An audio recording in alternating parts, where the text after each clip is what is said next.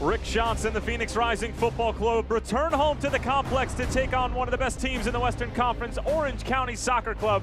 Phoenix coming off of another impressive result on the road, a 0-0 draw against RGV, and yet another clean sheet for this wildly successful defensive side as of late. Tyler Terrence along with none other than Devin Kerr, and Devin, defense, defense, defense has been the focal point as of late for Rick Shantz's club. Not only does it circle around Carl Wazinski, but it's the likes of Joe Farrell, Mike DeFont, Amadou Dia, and Cody Wakasa. I go a step further. It's not just the boys at the back. It's a collective effort from all 11, and that's the thing.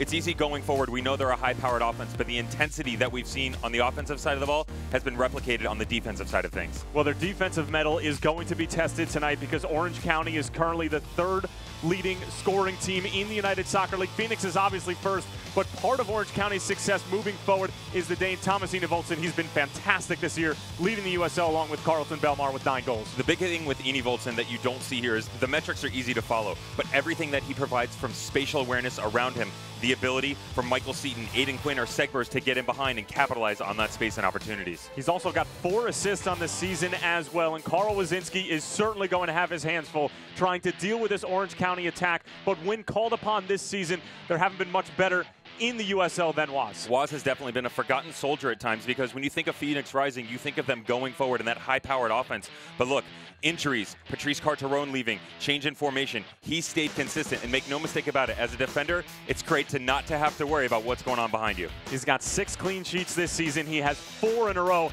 and this Phoenix team are flying unbeaten in their last 5. Well, it's dollar beer night here at the complex, and as of late, that's meant goals, that's meant 3 points. Orange County trying to change all that and make good on a couple of games in hand. Phoenix Rising looking to climb the standings and jump the Real Monarchs. It's all coming your way next.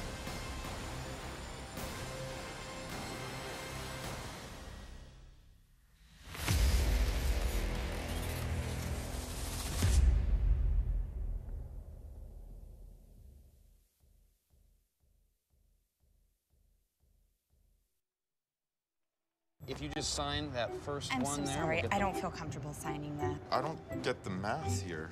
Was this the same car we talked about? What's this dealer preparation fee? I'm so sorry. This just is not. What we talked about.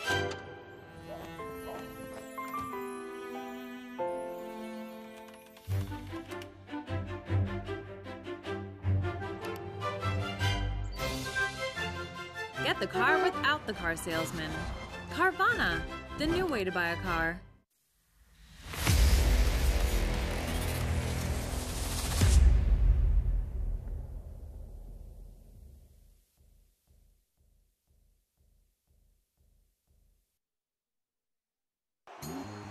The 2018 Phoenix Rising FC season is in high gear. This Phoenix team is must-see TV! And now with an international roster that's bigger, stronger, and faster than ever, Didier Drogba and his teammates are on a mission to capture their first USL Cup. Watch Phoenix Rising battle Fresno FC Saturday, July 14th at 7 p.m. live on Your View, Arizona. Phoenix Rising FC, rising as one. At Showcase Honda, we want to show you the best. Let us show you our massive inventory of new Hondas, like the 2018 Honda Accord, 2018 North American Car of the Year, Honda Civic, or Honda CR-V. Or let us show you a certified pre-owned Honda, one of the best values on the road. And let us show you an unmatched sales and service experience. Only at Showcase Honda. Easy to find on Camelback Road just west of the 51.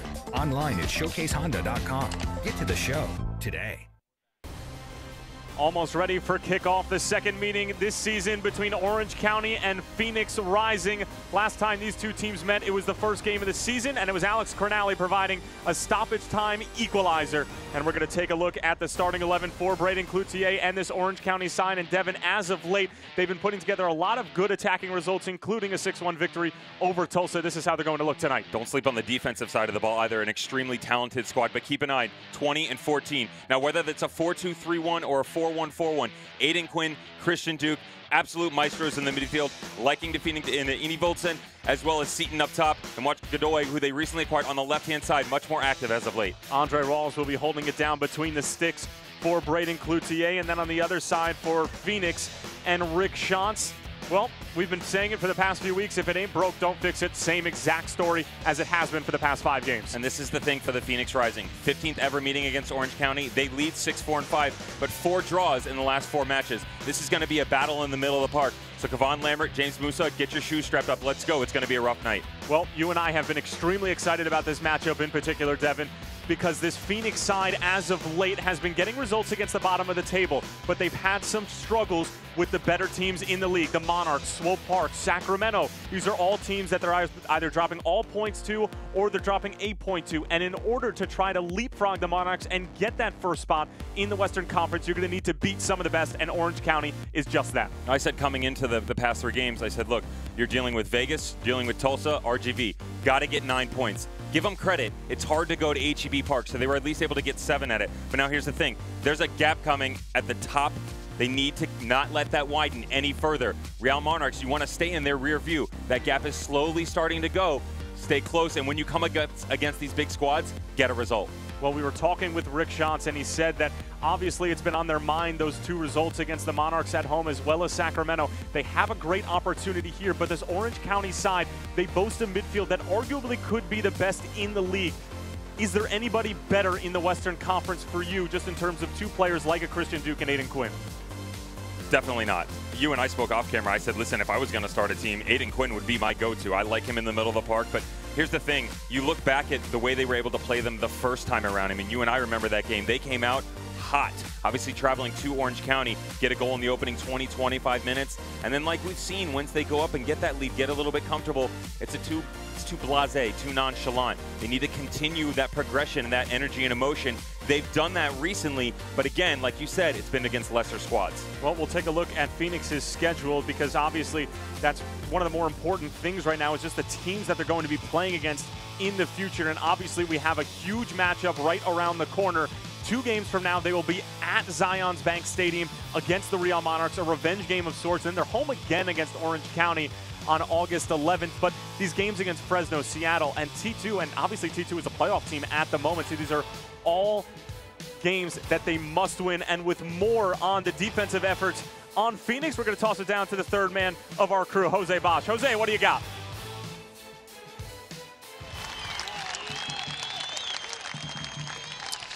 Thank you, guys. Now, I know you were talking about the defense earlier, and I spoke with some defenders at training and asked them why is it that they're playing so well recently.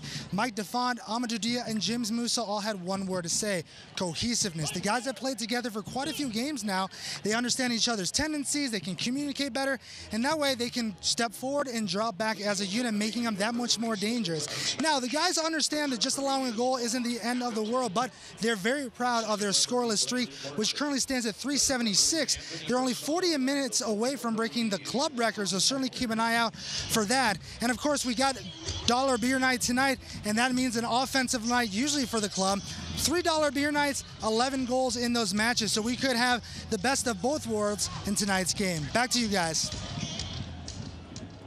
Thank you, Jose. Great work as always, as Phoenix are in their all-black kits tonight. And Devin, you and I have had conversations more than a few times about some of the best kits in the USL.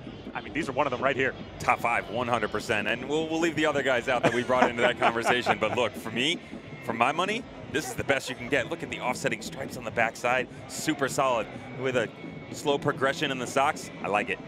And that's coming from probably one of the most fashionable broadcasters in the USL. Take it from me, folks. This Devin Kerr guy really knows how to get dressed. But all wardrobes aside, this Phoenix team comes in red hot. Probably one of the best teams in the Western Conference, just given recent form. 5 unbeaten, and as Jose said, more than 370 minutes without surrendering a goal. However, this Orange County side is ready to go, and they just put up 6 goals against the Tulsa side that virtually just gave up towards the end of the game. But they flexed their offensive muscles. They're 3rd in the USL in scoring. Devin, do we have a goal-scoring bonanza on our hands here tonight? I told you coming in tonight, I wasn't sure about my feeling about what was going on, but you reassured me it's dollar beer night. Nothing ever goes wrong on dollar beer night. So obviously the boys have come to perform regularly, but especially in situations like this. And look, like you said before, you get a big opponent at home. you don't want to look back on this in the September and October when you're getting down towards the end and look back and go, what if? This is one of those moments. Not a season-changing moment, but a moment when you look back upon it just like, look, this helped continue the progression that we've had all season long. Look, Shantz takes over after Patrice leaving. He's gotten 3 decent results, 2 very good results, and then you have to say the HEB Park result was good as well on the road at the end. A lot of humidity in the road trip, but I'll tell you what, they've continued to get it done. They'd like to continue here this evening. Orange County has certainly been an odd one of sorts this season. They've lost to RGV as well as the Monarchs in Sacramento twice, but they do have wins against some of the lower teams in the table like Phoenix. So this could very well be a matchup where we see sort of a chess match for the first 20-25 minutes, but obviously we'll just have to wait and find out once the the starting whistle from Mark Allenton comes our way, which should just be in a few moments. Orange County right now sitting at 8-4-3 in 5th place on 27 points. Phoenix are currently sitting in 2nd place. This could very well be a conference semifinal or quarterfinal matchup, or perhaps even further than that once we get in to late October, early November, and you can sense the sellout crowd here at Phoenix. That's obviously just a speculation at the moment. We'll have the exact number for you, but recent Dollar Beer Nights have gotten all of the fans and then some from the Phoenix area to come out to the complex and support their Rising as we are underway from the Phoenix Rising Soccer Complex, Orange County and Phoenix. Phoenix sporting the all-black, moving from left to right. Orange County moving from right to left in their all-white kits. Tyler Terrence, along with the incomparable, the ever-fashionable Devin Kerr. And right off the bat, Orange County trying to sneak through in the form of Michael Seaton. James Musa wins it back. Chris Cortez trying to hold up play. That's Nawako with a good win.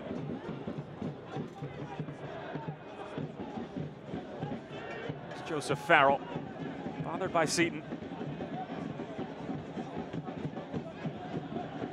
And the Red Fury and Banditos already up to their antics here at the complex, always providing terrific percussion and an electric atmosphere.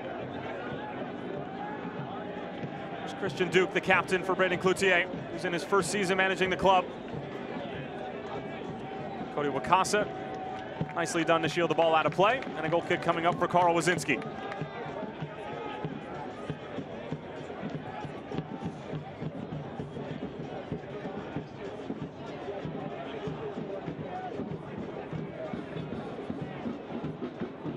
Foul's going to go against Jason Johnson as Mike DeFont was looking for an option.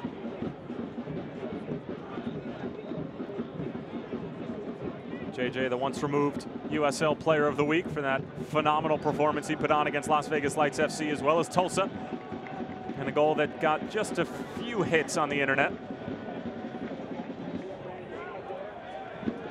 And the first corner of the night coming up, and it's in favor of the visitors, Orange County.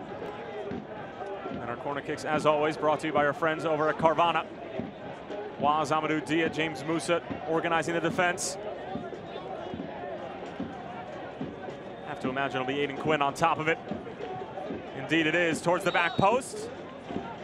And the foul will go against Ine Voltsen, and it'll come out the other way.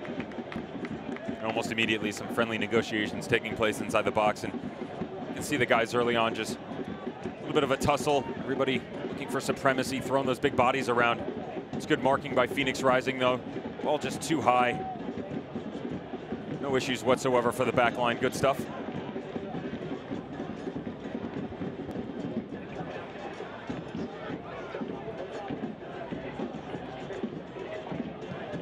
Farrell.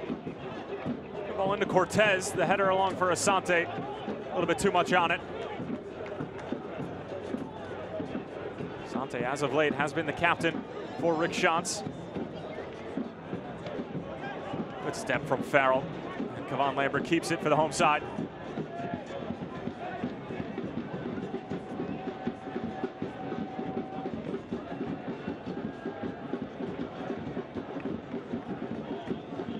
Phoenix unbeaten in their last 5. Results coming against Las Vegas Lights FC, Tulsa, St. Louis FC, and then draws against Sacramento and RGV. Both of those draws being 0-0. And when talking with Rick Shantz about the game at HEB, which was certainly a little sluggish, anybody who watched it Could easily tell as Cortez, great flick along for Jason Johnson. JJ over for Asante, the defender slips. Asante, oh, he made a mess of it, and he knows it.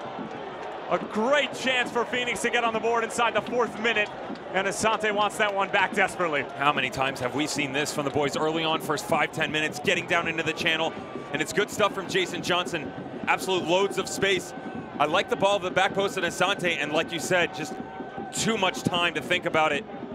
Just pushes it right outside of the post. Actually had a Wako trailing right around the penalty mark as well. Thought he was going to touch that off. Elected to go his own. You rarely see an Asante miss like that. He has been punishing teams in and around the penalty area. 6 goals and 6 assists on the season as this one slid through for a Wako. Nicely played by the Orange County back line. Thomas UL Nielsen.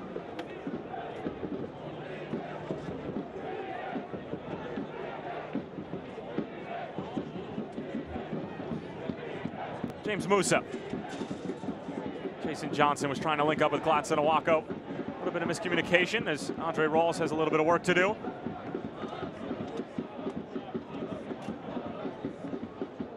Interesting touch from JJ. Orange County struggling to get out of their own defensive third.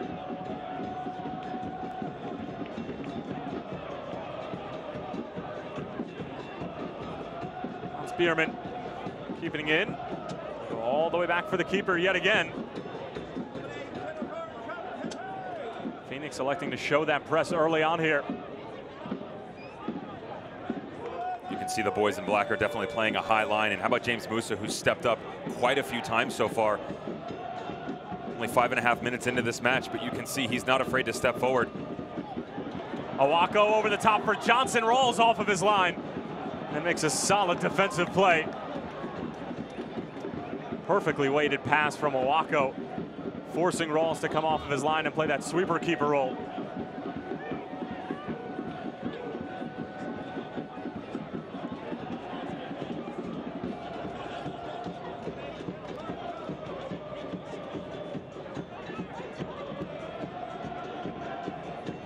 Here's Aiden Quinn. Nina Voltson trying to slot it through. Wazinski takes it off the hop. That's the difference between Quinn and Duke. You can see Aiden not afraid to step out of that holding midfielder role and progress through. That's why he's got 3 goals and 4 assists on the year and just kind of slowly pulls the strings and then boom, change of direction, change of pace, gets in combination play. You'll see it off of Seaton as well.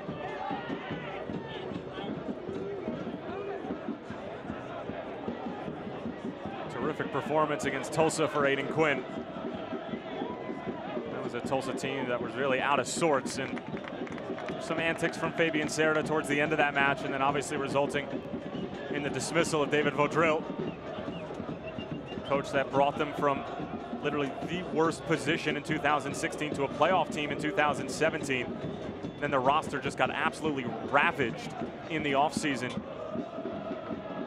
And when you're left with minimal pieces, it can be really tough, and this is a business, and you know, we wish David Vaudreuil the best, and we've spoken to him a couple of times, and you know, he's one of those guys that he did such an amazing job when he had all the right pieces, but you know, there were other teams that were willing to take those pieces as Asante gives it away, working hard to win it back.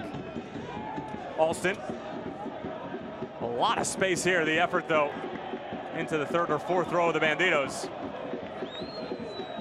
Supporter section seats were sold out in less than 48 hours for this match.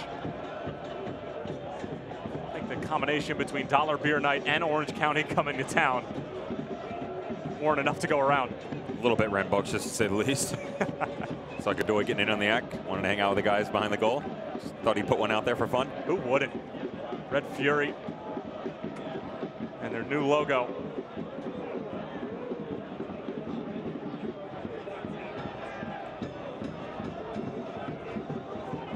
Challenge from Cody Wakasa. Mark Allerton didn't like it and pointing in favor of Orange County. It's not the worst challenge from Cody, though. I like him stepping up into the middle like that and You know, some referees might let you play a little bit more, but you like the challenge. It makes the person on the other side of the ball recognize that they're there. You know, come 15, 20 minutes from now, the same ball's there. Little second check, stutter step, they look over their shoulder. They almost get scared at certain points in time, so it's a good step by Cody.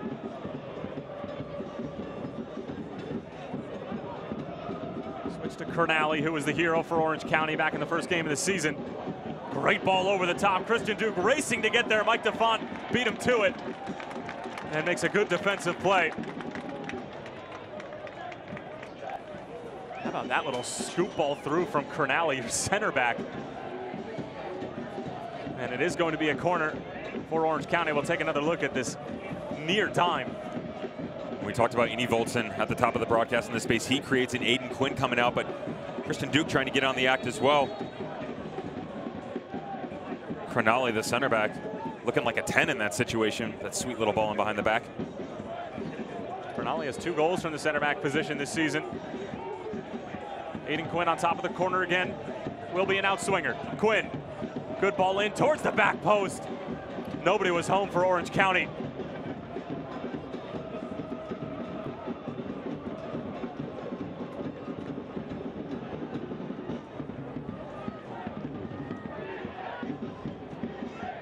Decent ball whipped in. Joseph Farrell needed to get a touch to it.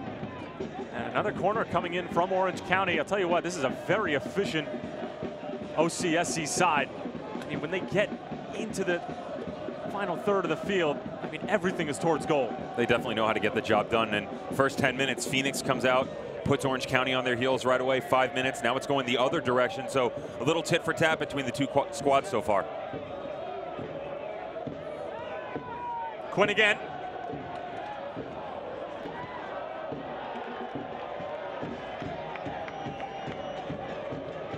There are a couple of Orange County players who were left alone on that set piece. Mats Bierman not able to convert as Braden Cloutier looks on. Mentioned in his first season as the head coach, his 4th season overall with the club. Served as an assistant for Logan Pauls, who was in charge in 2017. And Solomon Asante pulls up.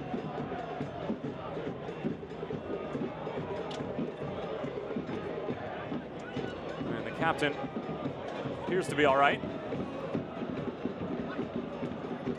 Holding his left glute. Seems to be working fine. Sprays it over for Johnson. Inch perfect. Over the top, and Andre Rawls picks it out of the air. Andre Rawls definitely had this read the entire way. Obviously, Chris Cortez and that big body that he likes to throw around, get his head involved in things. It's good ball movement from Phoenix Rising, but telegraphed a little bit too much. Seconds falling for Eni Voltson. Does well to get it over for Bierman.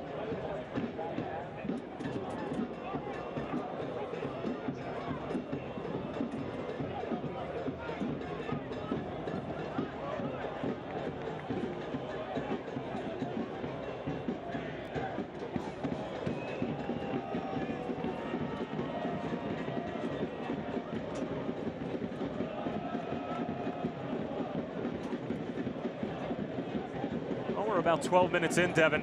Probably what we could have expected from these two sides. You'd like to see Rising step up a little bit. More intensity.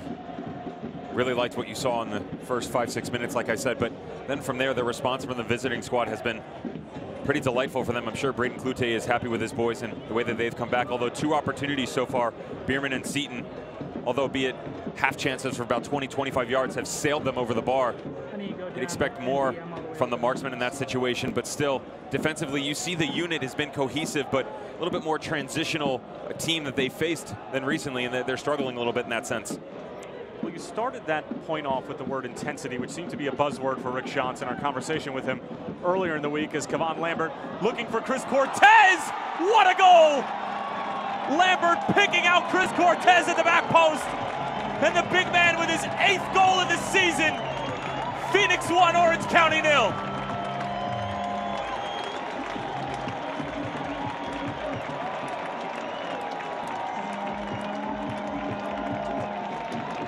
Talk about intensity. This ball comes in. You see Lambert, he takes a look over his left shoulder. Eerily similar to a ball that we saw earlier this season. Cortez, not known for his speed, but picks it up, gets in behind the right back and is able to get the tiniest bit of touches on this left foot to beat Rawls right down the middle of the goal. And it's a phenomenal finish from their boy up top.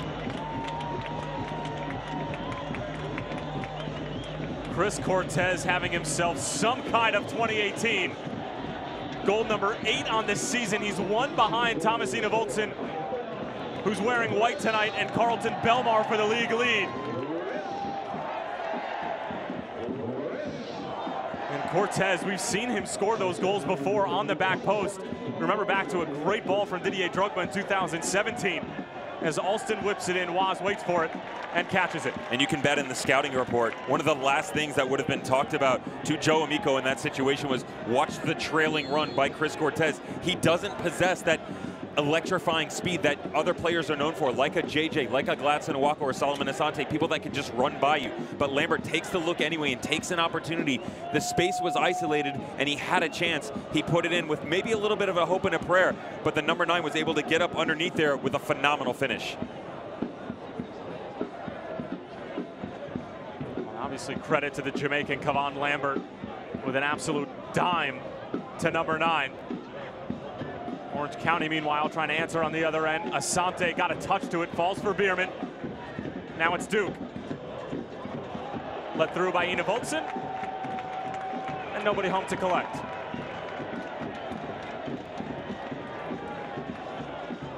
Fan Select is the official soccer ball of the USL. For the latest Select products and special offers, please visit selectsportsamerica.com. Receive free shipping on orders over $50.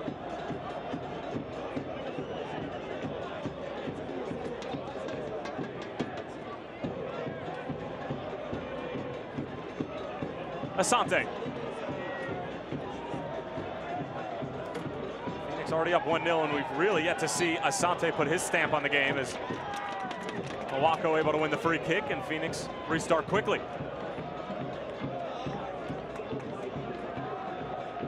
It's now 12 goals on Dollar Beer Night here at the complex.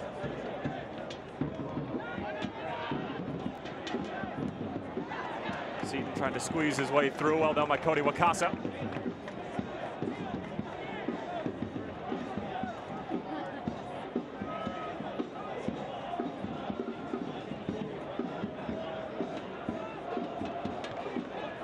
A little bit of a miscue there from Amadou Dia.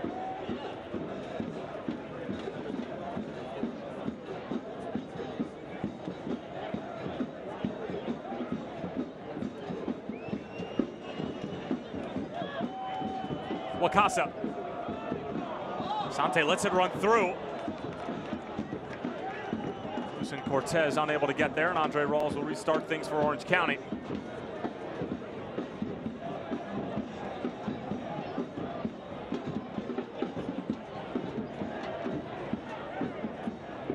Keep an eye on Enevoldsen. Orange County really having trouble picking him out so far. You see him coming so deep in this situation. Here he is, springing Seaton free, working on Mike DeFont, and DeFont showing great strength. No foul in that whatsoever, and it should be a goal kick as well. Just about to stay, keep an eye on him because he's playing in that 10 role, so you expect there to be a little bit more space. He's going to try and drop in behind and grab some stuff in the middle of the field. So far, Mike DeFont has been stepping up right up onto his back, and as he's dropped a little bit further, then you've got Lambert and Musa pushing him off the ball as well. So he's coming 15, 20 yards behind where he's used to playing. That bodes very well for Phoenix Rising. Mike DeFont, 26 years old, from Ossining, New York, in his first season with Phoenix, on loan from the Colorado Rapids. Actually attended 3 different universities during his collegiate days. Bryant, Longwood University, as well as University of Rio Grande, as Cody Wakasa gives chase. Ramos Godoy giving him some issues.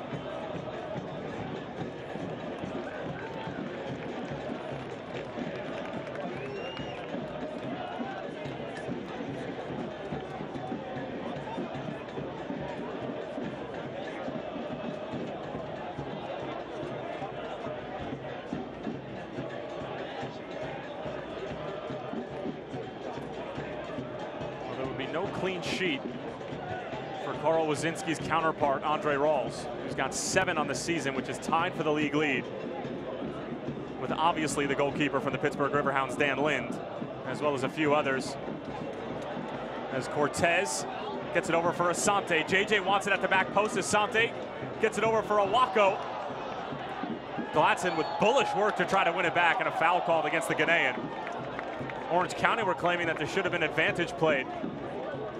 Aiden Quinn amongst those making the claim. Just as we said at the top of the broadcast, you can see the challenge is really flying around the middle of the field tonight. Aiden Quinn throwing his body around there, and he can argue all his want. I like the idea of the referee blowing the whistle in that situation, giving everybody kind of a time to reset, calm down a little bit, and that's what people don't understand from a referee as well. He really is a game manager too, so sometimes in situations like that, just give the game a chance to cool down and let everybody catch their breath. Emotion's starting to run a little bit rampant.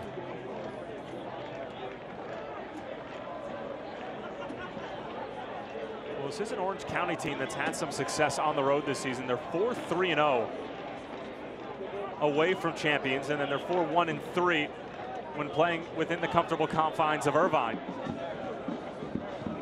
And that sort of record, both on the road and at home, will earn you the right to call yourselves the 5th place team in the Western Conference with a couple of games in hand. This is similar to the 2017 Orange County team that had a boatload of games in hand, but just were not able to make good on them when those games rolled around. Right around the same time in June, July, August, they played something crazy, like 3 games in the first month and a half of play just due to Open Cup and whatnot. But I remember chatting with Logan Paws about a year ago, saying that it's just the cards that you're dealt and you have to find a way to deal with it. But it certainly can throw you out of a rhythm. Braden Cloutier went even further and said that he kind of felt bad for Logan. It was an unfortunate situation because of all the variables they were dealing with. It wasn't exactly the best representation of who they were. Johnson sent the other way by Amadou Dia. Jason Johnson trying to get on his left foot, whips it across, and Cornally was able to break it up. First sign of pace we've seen from JJ tonight. Getting some green to gallop into out on the left wing. Lambert, another terrific ball through. Amadou Dia. That ball's going to stay in play. Joe Amico clears it out of any further danger. How about Kevon Lambert, who's putting on a passing clinic in the first 20 minutes? Here's Dia again. In for Cortez. Cortez, no! Offside.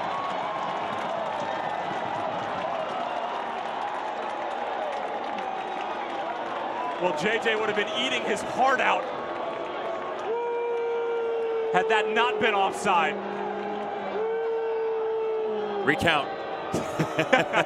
Recount. Looks like he took that ball off the instep on his right foot to set himself up.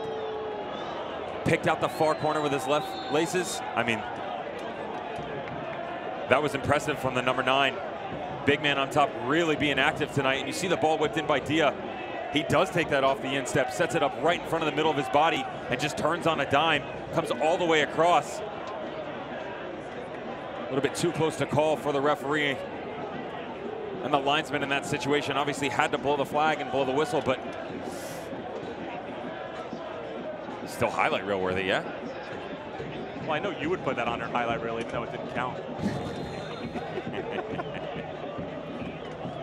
Meanwhile, a dangerous set piece here for Orange County. Aiden Quinn puts it on frame, and Carl Wazinski didn't exactly handle it cleanly. And a corner kick coming up again for Orange County. Aiden Quinn will trot over to go take that. Take a look at Waz. Looked like he might have lost it in the lights a little bit, expecting service and then had to step a little bit closer to goal.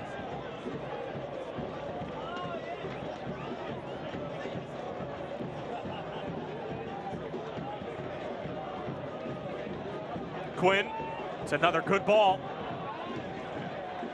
This time deflected by Cody Wakasa. I'll tell you what, Chris Cortez does a great job defensively on set pieces. I mean, as he should. He's right around 6'5", but for a striker to have that sort of nose for the ball defensively, you know, flicking on a ball is one thing. Getting it out of danger is an entirely different one. Here he is again with another defensive header. Wako with pressure.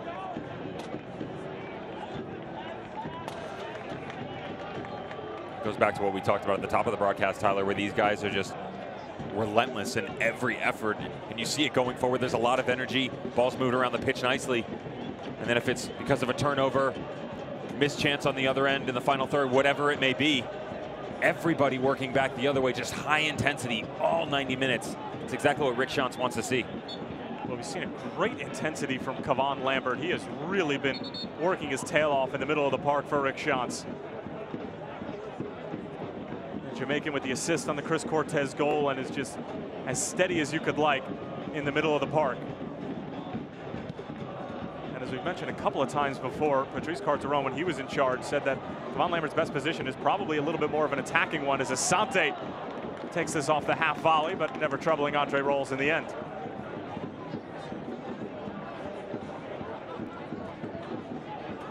Captain Solo trying to keep pace with his comrades, Jason Johnson and Chris Cortez, who have 1 goal and 2 goals up on him respectively.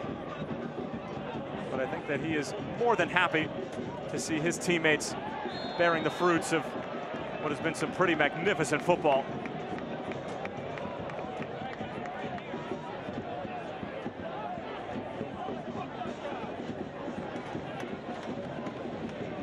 Orange County just getting a little frustrated, trying to find anything, going with the long ball option the past few times. Godoy just getting in behind, throwing his arms on the back of Wakasa.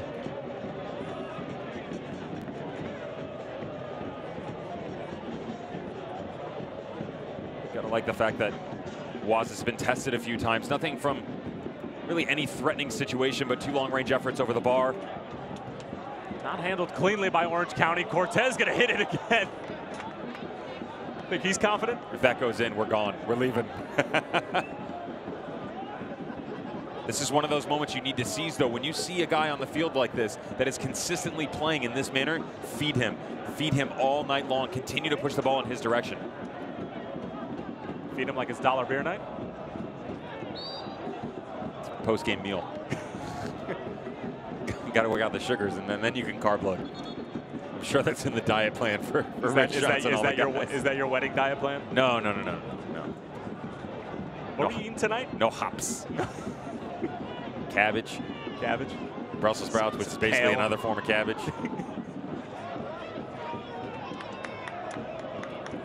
Fans, make sure to visit your Valley local supermarket and pick up a Phoenix Rising branded bottle of Arizona Gunslinger, which is also a part of the Devin Kerr wedding plan. Diet plan, that is. We got to talk to her about that. Hot sauce and vegetables. What's up with that? I really like the playing days. Just eat whatever you want, because the next day you worked out 1,000,000 times and you were fine. Maybe that's why you're sitting next to me right now. What's your excuse? Hey man, I just like to talk about it.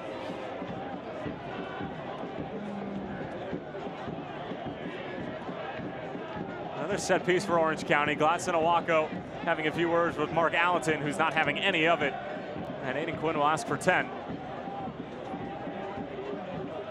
And especially for Orange County, who have the likes of Aiden Quinn to take basically every set piece, no matter where it is on the field. Phoenix needs to be careful about surrendering these. Carl Wazinski restoring defensive order. Aiden Quinn. You can see what they were trying to do. Just pick out one of the bigger bodies on the back post and have it knotted back across, but nothing doing for Orange County. Amadou Dia did quite well in that situation, because saw the player had to turn all the way around just to try and get a makeshift opportunity to bring the ball down and bring it back across the 6.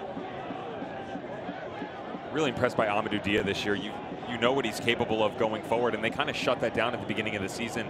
Patrice and Shantz eventually telling us that they just wanted the lockdown defensively, and we saw that. We talked about that a few times. What is the back 4, and then turn it to the back 3. Now back to the back 4. What is it going to be like? They definitely locked it down, and now that they've kind of been more explosive going forward, and there's a lot more opportunity spatially, they've definitely incorporated Cody Wakasa, Amadou Dia in the efforts around the outside, which has then gained more opportunities for the likes of Jason Johnson and Solomon Asante. And again, you know what those guys are capable of going forward, but they tuck in a little bit. Next thing you know, ball's down into the channel. Where's the trailing run? JJ and Solo. That's great for the boys in black. Well, Rick Shantz hasn't lost yet since taking over for Patrice Carteron, who went over to Al Ahly. the Egyptian Giants.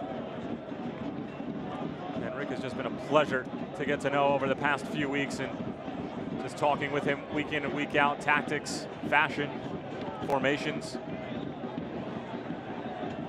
Every game, up in the outfits, huh? We started out with the classic Patrice look with the collared shirt. Well, prior to that, he was in warm-up sometimes. There's nothing wrong with that. No, not whatsoever. Asante flick on Jason Johnson. Look at the pace from the Jamaican. Big touch towards the byline, but he'll keep it in play. Or will he? And JJ not happy with himself. Sometimes his harshest critic. A silent leadership from the Jamaican, as Rick Shantz likes to put it. Always leading by his actions.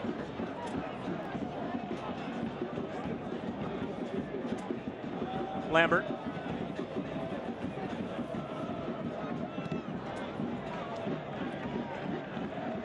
Track back to JJ in his opportunity seconds ago, which is difficult to handle. You're coming in at such a high rate and high speed. That touch, it's got to be a little bit closer to the body. Failed him a little bit. Go back to Shantz. Warm-ups. The Patrice look. Last game, super impressed with the kicks game. We like the Cole Haan shoes. Telling us that his wife may or may not have had a little bit of influence on it. She did. Yeah. This week, business casual. Business casual. Casually elegant. It's dollar beer night.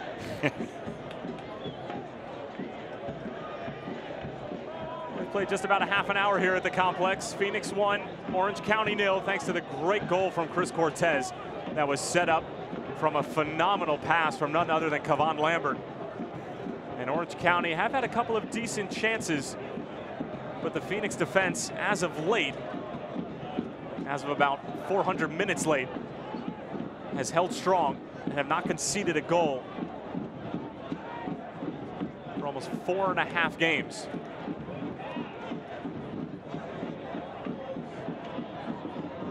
Owako. Cortez trying to hold up play. Cronali called for the foul.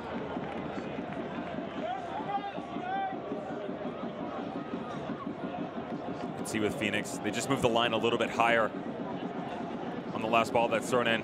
That starts with Wakasa, though. That ball should have never gotten to that situation. Wakasa's got to be better with his distribution coming out of the start and stop from the sideline.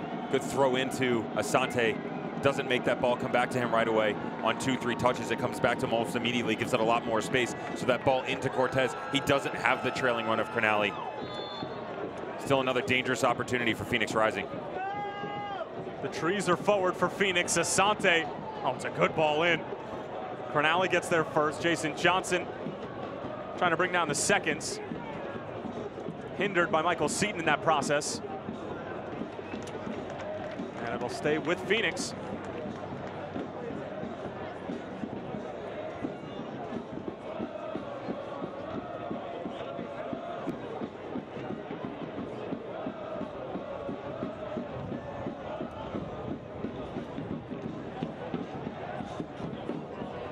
Pennsylvania native Joseph Farrell finding Solomon Asante.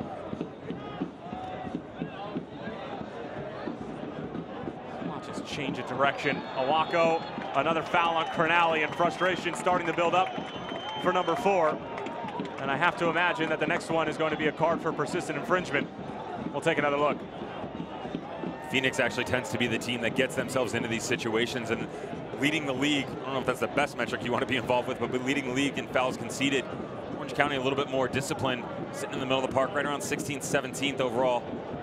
We see Cronali, like you said, Dollar, just continuously stepping up and forcing the hand of the referee. There's no reason to put his team in that situation, and this is a dangerous spot. Now, I see Solo standing over it, and we've seen him whip a ball into the back post a few times. It'd be great to see him have a go on net and keep Rawls honest.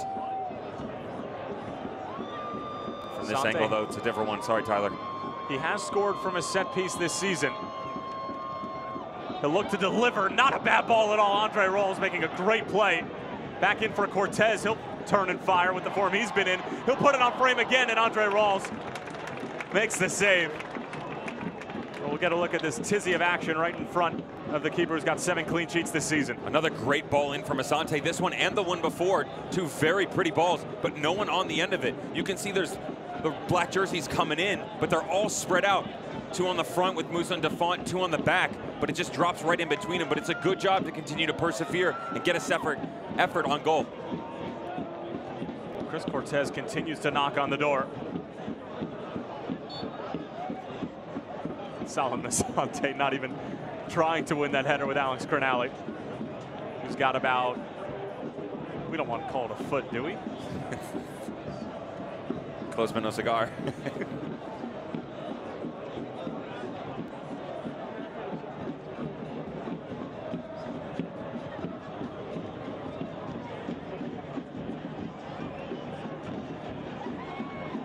Lambert stopped in his tracks by Alston.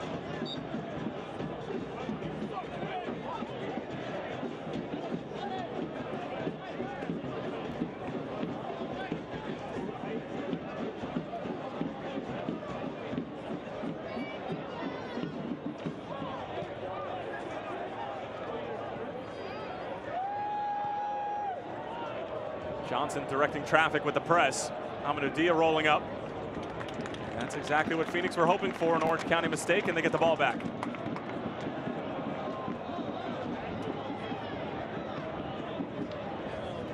Enevoldsen through for Michael Seaton. Seaton in behind, taken down by Cody Wakasa. Couple of questions. What color is it? It's red. Oh, it's the last thing Phoenix needed. Up a goal.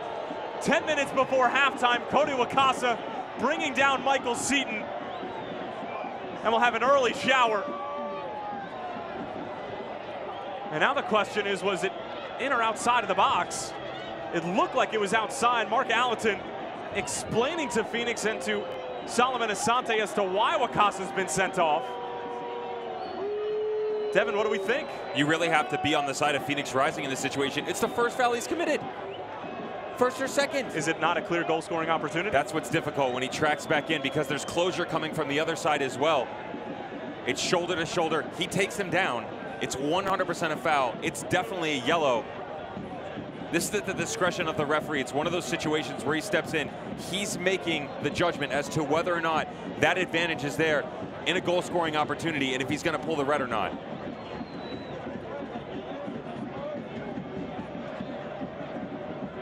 Cody Wakasa didn't want to leave, but forced to leave.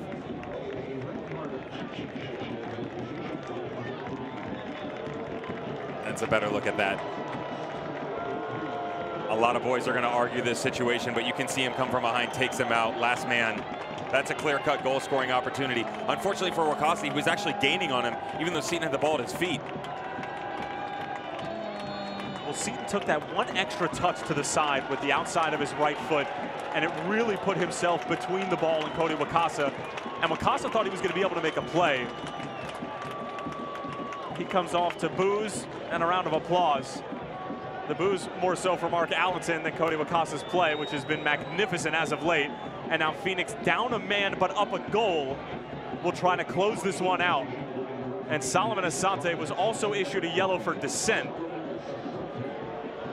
And Phoenix need to be careful. They already have one man sent off, and for Solomon Asante to now pick up a silly yellow and be sitting on the yellow for the remaining 65 minutes is not exactly what they needed. And now a great chance from about 19.5 yards away for Orange County to try to equalize. And Rick Schatz is going to make a substitution. We'll get to that in a moment. Enevoldsen standing on top of it along with Hayden Quinn. Carl Wazinski awaits. Quinn, right at Wazinski.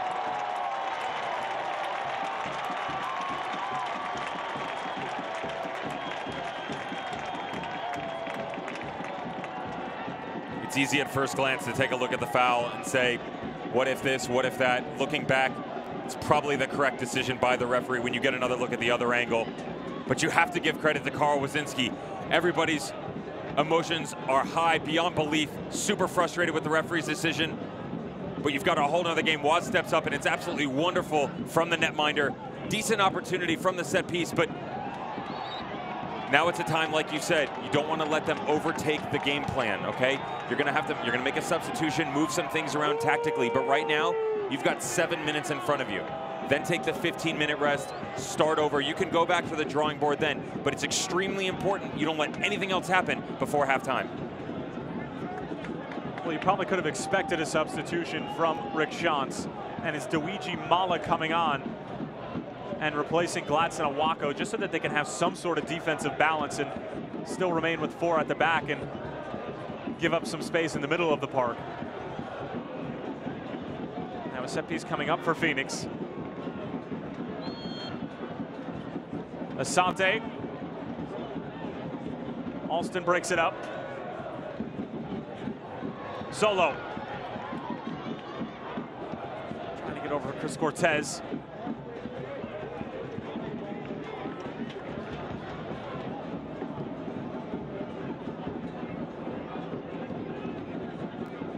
Ramos Godoy.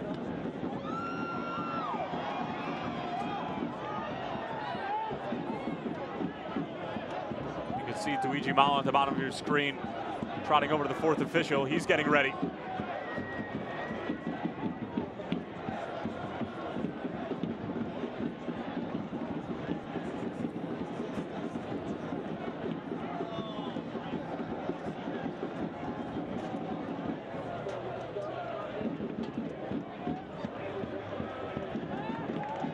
Alston can't handle it, and now the substitution will take place.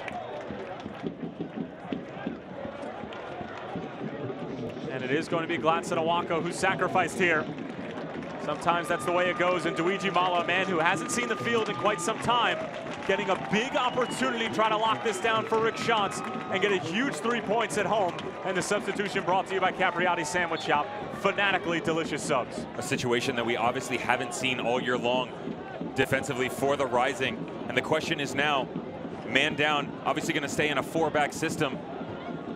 Are they going to slide Joe Farrell outside to keep him in or put Luigi Mala out there? You have to imagine Mala's going to step out onto the right and leave Joe Farrell tucked inside with Mike DeFont. Again, the only time we've seen those guys in the back together is in the 3-back system, so how Rick Shantz is going to play this out, only time will tell. Well, if there was ever an opportunity for this defense to really get battle tested, and even the entire Phoenix 10 right now, up a goal, down a man, against one of the top 5 teams in the conference. This is a character building game.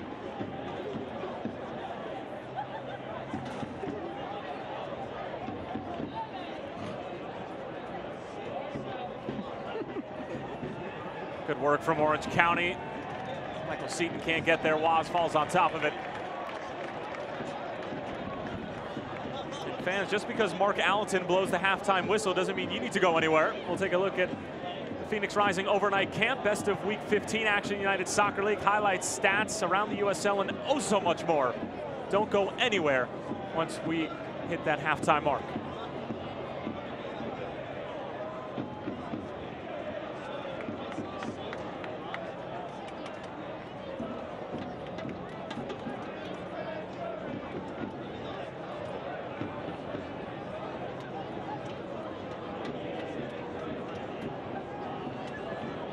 Dia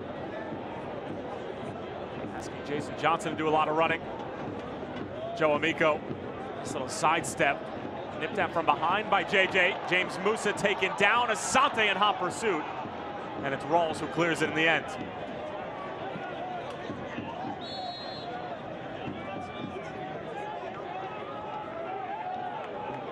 A little bit of a late whistle from our referee in that situation, but you see Musa going to ground after that challenge right outside the top of the 18. Rick Shantz not happy with it either. Good pressing from the Rising. You like the response so far. Just a couple minutes removed from the red card by Cody Wakasa. Unfortunately going to have a seat for the rest of the night, but that's not a look that you want to see from your holding midfielder.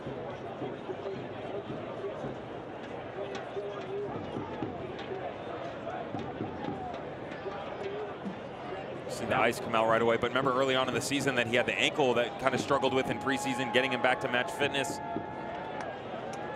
And he looks to be in some pain, and they've already used a substitution in Luigi Mala. We'll be able to get another look And exactly what happened to Musa. Just a 50-50 challenge between the two, and you can see they collide at the same time. No malintent in that effort. Musa, he's extended out all the way. You can see his leg dig down a little bit, and also knocks with the other player he stepped up against. He gingerly walks off the field. I mean, the available substitutes right now, I would have to imagine that would be Evan Waldrop who would come on if Musa was not able to go. That's definitely the one that jumps into your mind. The only concern in that situation is, kind of touched about it on Cortez on the goal scoring opportunity. Evan doesn't exactly have a lot of speed behind him, and he can definitely hold pace and he gets into it and gets physical, but there is a lot of energy on the field right now. The intensity is extremely high for someone who's kind of going to come into this situation, especially with 10 men, and get acclimated into that environment. Kind of goes back to what I said before. Get into halftime if you can, then go back to the drawing board and decide, okay, what pawns are we going to move around to kind of get through the final 45? Well, before we get too ahead of ourselves, it looks like James Musa will be able to continue. He's being ushered back over to midfield. And the word down on the field is that we will have 4 minutes of stoppage time here in the first half. First half that's seen Chris Cortez get his 8th goal of the season. Phoenix off and running in the 13th minute, but then disaster struck in the 35th when Cody Wakasa was sent off, bringing down Michael Seaton, who was clear in on a goal-scoring opportunity. Gladson Awako sacrificed to bring on Luigi Mala and maintain defensive balance, and that's where we are at the moment. Ina Voltsen.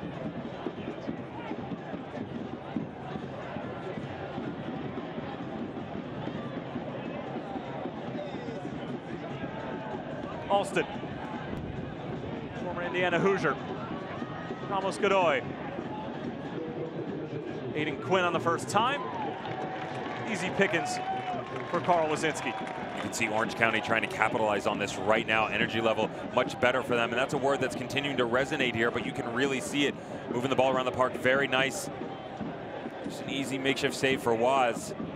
But the space is really starting to open up in the middle of the field, and again, is Evan Waldrop the solution? Not really sure, but where else could you turn? I mean, we've seen Asante, when Awaka will come off, you'll see Asante come into the middle of the field, play the 10 role, and they'll put JJ on the right or put Ricci in, whatever it may be. Obviously, there's Billy Forbes there as well, but you really want more of a defensive-minded move in the middle of the park to kind of solidify some things. Rick Shantz doesn't really have that luxury with his bench tonight. Long throw, and Cortez actually got a touch to it, but rolls out of play. USL's official Twitter feed keeps you up to date with news, live game updates, and highlights from around the league 24/7, 366 days a year. Follow @USL on Twitter. Joe Amico, Ina Voltsen, Christian Duke, Michael Seaton, and a great step from James Musa. Phoenix have numbers on the counter, moving the other way. Along for JJ. Johnson whips it in, almost got all the way across. Might have been a handball on Alston, but the referee says play on.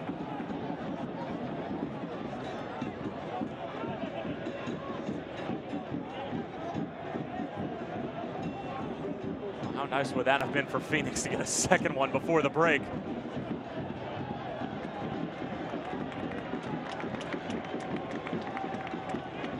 Excellent transition play by Phoenix Rising, going the other direction, and James Musa not tentative at all in his actions coming out of that injury. That bodes well for Rick Shantz. Aiden Quinn in a little amount of space here, still with it. Maybe one too many touches. Mike DeFont now looking to release the Rising as Chris Cortez showing some strength, but a little bit too much for the liking of Mark Gallatin. Orange County trying to play quickly from the restart. And they do so. Alston. Ina Voltsen. Michael Seaton trying to do his best Jason Johnson impression. Same side of the field. Looking more like Rick Shantz on that play, though. I'm telling him he said that. You're in trouble.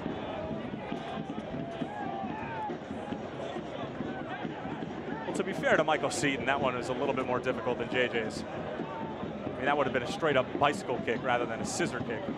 From 18 yards out at the top of the box against the grain.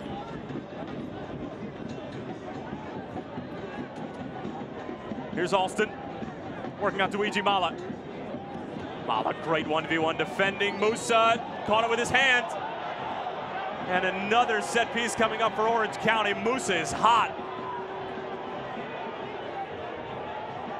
There wasn't much he could do about it, but it's a handball. It's one of those difficult situations as a player you get caught in from time to time, where he's right at the top of the box, and as the play is shifting, you can see the flow coming from the left back to the right. It's a natural position for your body to be in, but the arm's just extended a little too far out.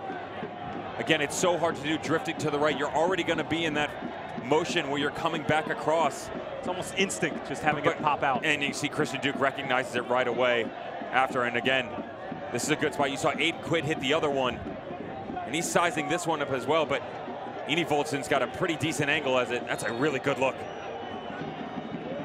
It'll be Eni Voltsen, and it'll be into the Red Fury. And Orange County are going to be scratching their heads as to what could have been from set pieces. They had that opportunity right after Wakasa was sent off. And that's going to do it for the first half here from the complex. Phoenix Rising up a goal, but down a man after Cody Wakasa has shown a straight red in the 35th minute. Chris Cortez got things started in the 13th minute with a gorgeous feed from Kavan Lambert. Cortez finishing it off. And Phoenix Rising with their 34th goal of the season. Orange County, one removed in third place. Devin Kerr, your thoughts on the first half? You saw the speed of play from Michael Seaton, giving them trouble in the opening 20 minutes or so, but that really heated up once the red card took off. And look, you knew it was going to be a dogfight after the card, but you can't turn the lights off early. You have to make sure that you stay focused, because it just got a lot tougher now that you're down to 10 men. But again, in the halftime, figure out what you want to do. Be deliberate in your actions. Don't hesitate, just continue to go forward, pick and choose your opportunities, and progress through the next 45 minutes. Well, there's a lot to talk about from the standpoint of Rick Shantz and Braden Cloutier, but don't go anywhere. USL action, highlights, stats, and the Phoenix Rising Summer Camp call coming up. Hola, ¿qué tal? Yo soy el Dr. José Francisco Carrasco de Happy Kids Pediatrics. Para nosotros, sinceramente, lo más importante es la salud y el bienestar de sus niños. Happy Kids Pediatrics son clínicas especializadas en pediatría enfocadas en la salud y el bienestar de los niños con localidades cómodas, limpias y cercanas a usted. Podrá ver al mismo proveedor médico constantemente. Aceptamos access, aseguranzas privadas y precios especiales para pacientes sin seguro médico. Happy Kids Pediatrics, sirviendo a la comunidad hispana por más de 18 años.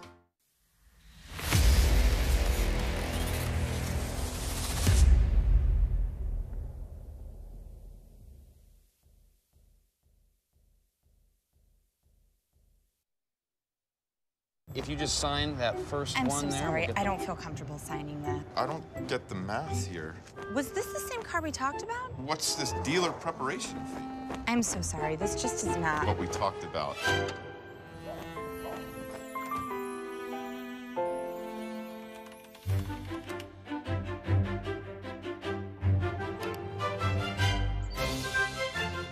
Get the car without the car salesman.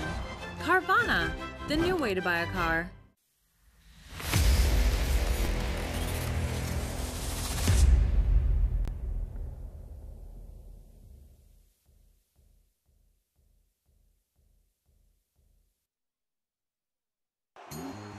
The 2018 Phoenix Rising FC season is in high gear. This Phoenix team is must-see TV! And now, with an international roster that's bigger, stronger, and faster than ever, Didier Drogba and his teammates are on a mission to capture their first USL Cup. Watch Phoenix Rising battle Fresno FC Saturday, July 14th at 7 p.m. live on Your View, Arizona. Phoenix Rising FC, rising as one. Play is stopped here at the complex. Phoenix Rising with a 1-0 lead over Orange County, but somebody who never stops is the third man of our crew, Jose Bosch, who's standing by with Valley Metro's own Lisa Saldin. Welcome Welcome back, everyone. You're watching Phoenix Rising Soccer. Phoenix Rising holding on to a 1-0 lead. I'm here with Lisa Saldin from Valley Metro. Lisa, tell me a little bit about what you do with Valley Metro. I work with the businesses and the community members to expand the Valley's transit system. And our Shop On program is a Valley Metro program that helps the businesses along the upcoming Tempe streetcar line. Awesome. Now tell me, are you having a good time with the blackout t-shirt night? You got one of them right here. Look at this. First 3,000 fans that came through got one of these shirts, courtesy of Valley Metro. Looking good. You're going to keep that for yourself, I'm assuming? I am going to keep it for myself. Thank you. We're so excited to be here tonight and support this exciting new team. Now, for those watching, can you explain a little bit what the Shop On Tempe program is? Yeah, so our Shop On program is a program for customers to save at businesses along the upcoming Tempe streetcar program. So you can use your Shop On card or your Metro card at participating businesses for discounts. We have restaurants, shops, services. So we encourage everybody to dine in before or after the game in Tempe. And for folks, they can go online at valleymetro.org/shop-on to download the card. Or for those in the audience today, they can visit us at our booth. Awesome. Well, thank you very much for that. And now, we always ask this in the halftime interviews. It's 1-0 right now. What's your final score prediction? I think we're going to win 3-1. 3-1. Okay. All right. Very good. So you got that right here. If it ends 3-1, Lisa's the reason. Lisa, thank you very much. And thank you for Valley Metro helping us out here. Remember, you can go to valleymetro.org/shop-on to get more information. And if you know someone that was here at the game, ask them if they got one of these shirts for you. Back to you guys. Thank you very much, Jose. We're going to step aside for another quick moment, and while we're going to step away, you'll get a look at the Phoenix Rising overnight camp and some highlights from around the USL. Let's check it out.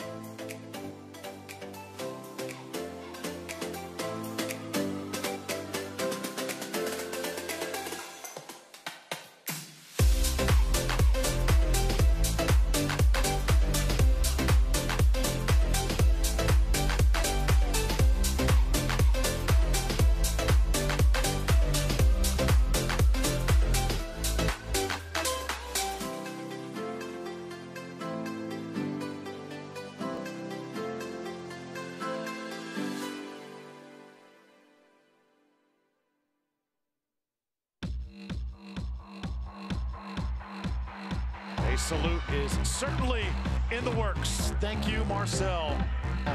Marcel Schaefer playing it. Can he service one in? Goal! Leon Taylor for Marcel Schaefer. There's no question we've had our fair share of impressive free kicks this season. Van Aving. Off the crossbar and in, and it's 1-0 Reno. Here comes Malcolm, takes a shot, and he scores! Shane Malcolm off the free kick, puts Switchbacks FC on top. He lines this up, he's gonna drill it hard. Curling ball, that's in, it's tied to 2-2. What a free kick. Really looks interesting. Here is Kuzay curling it! Sensational strike! Enter now, pocket of space. Deflected strike. That's a fantastic save. Dykstra just raw through by ball still loose in the area. Left foot, Van Oekel had to come up with the save. Good build-up play. Wakasa shoots. Great save by Nelson. Now it's going to be Benjamin, and out sprawled. Gomez comes up with a big six. In space. This is played back across for White. Saved by Crapo.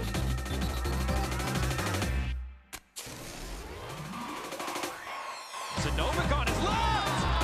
Seth Sanovic. Shot on goal, it's in. Cameron Wakasa with number 6 on the year.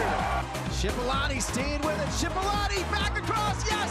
And how about North Carolina FC? some help. This is a shot that finds the back of the net. Cutler last man back, and it will be Reed who will score again. Reed inside the 18, left-footed strike, and it's a hat trick. For number 30, Shot comes on, and Akira able to use his fists. Omar can't finish. Great save of the left foot there by Marcinkowski.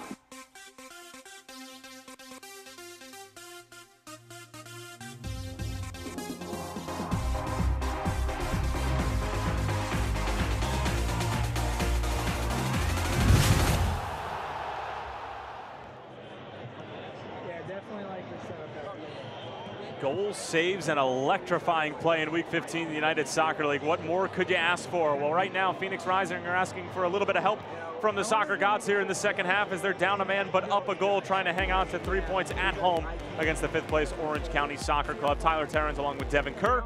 And Devin will take a look at some of the highlights from around the USL. As of late, there have been some really dramatic games. I mean, that wall fall free kick, Sacramento, St. Louis FC, Tulsa changing things up in terms of the front office. Lee Kalishaw stepping down after 19 seasons. There's a lot of change going on in the United Soccer League right in the thick of things. How is this going to sort of affect these teams? It's been absolutely insane. And let's go to the late game heroics. For me, Anthony Pulis and the boys going on the road to Papa Murphy's Park. You saw, like you said, a great comeback. 2 goals in the final 10 minutes. Capped it off by the phenomenal strike by Wallfall, just picking out that upper corner. Back from injury, had some good performances the past 3 games. Well, the team of the week for the USL in Week 15 boasts some really impressive performances.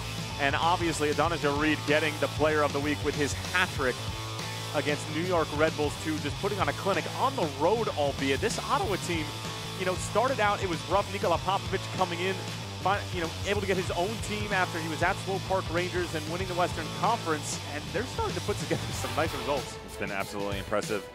Aiden Quinn in there, getting in on the act as well. Openo on the left, and Daniel Rios. How about NCFC coming back against Louisville FC in the final minutes? That's 2 games in a row. Louisville have given up a lead in the final minutes to even out and get a tie out of it. They've been struggling as of late past 3 games. And Michael Nelson getting team of the week in his debut against Phoenix Rising Football Club. On a fantastic performance, denying the likes of Glatson, Awako, and Solomon Asante numerous times. Well, there's certainly enjoying Dollar Beer Night, at least the fans on the right. We'll be back in just a few moments. Second half kickoff, stats, highlights, and oh so much more coming your way. You don't want to miss it.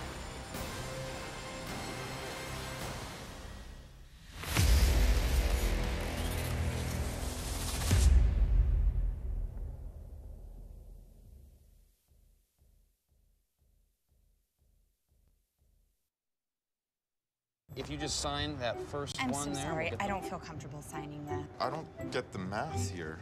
Was this the same car we talked about? What's this dealer preparation fee? I'm so sorry. This just is not. What we talked about.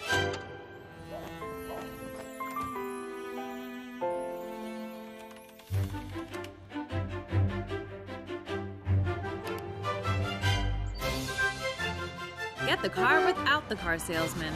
Carvana, the new way to buy a car.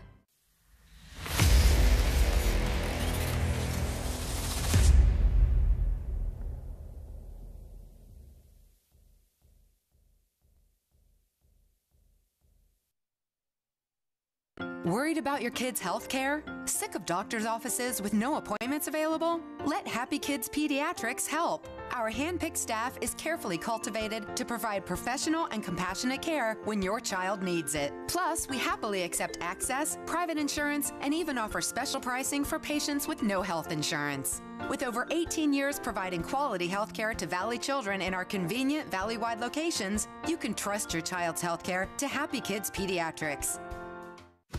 It's the red, white, and new furniture celebration at Pruitt's. Save big on hundreds of quality pieces all of June and July.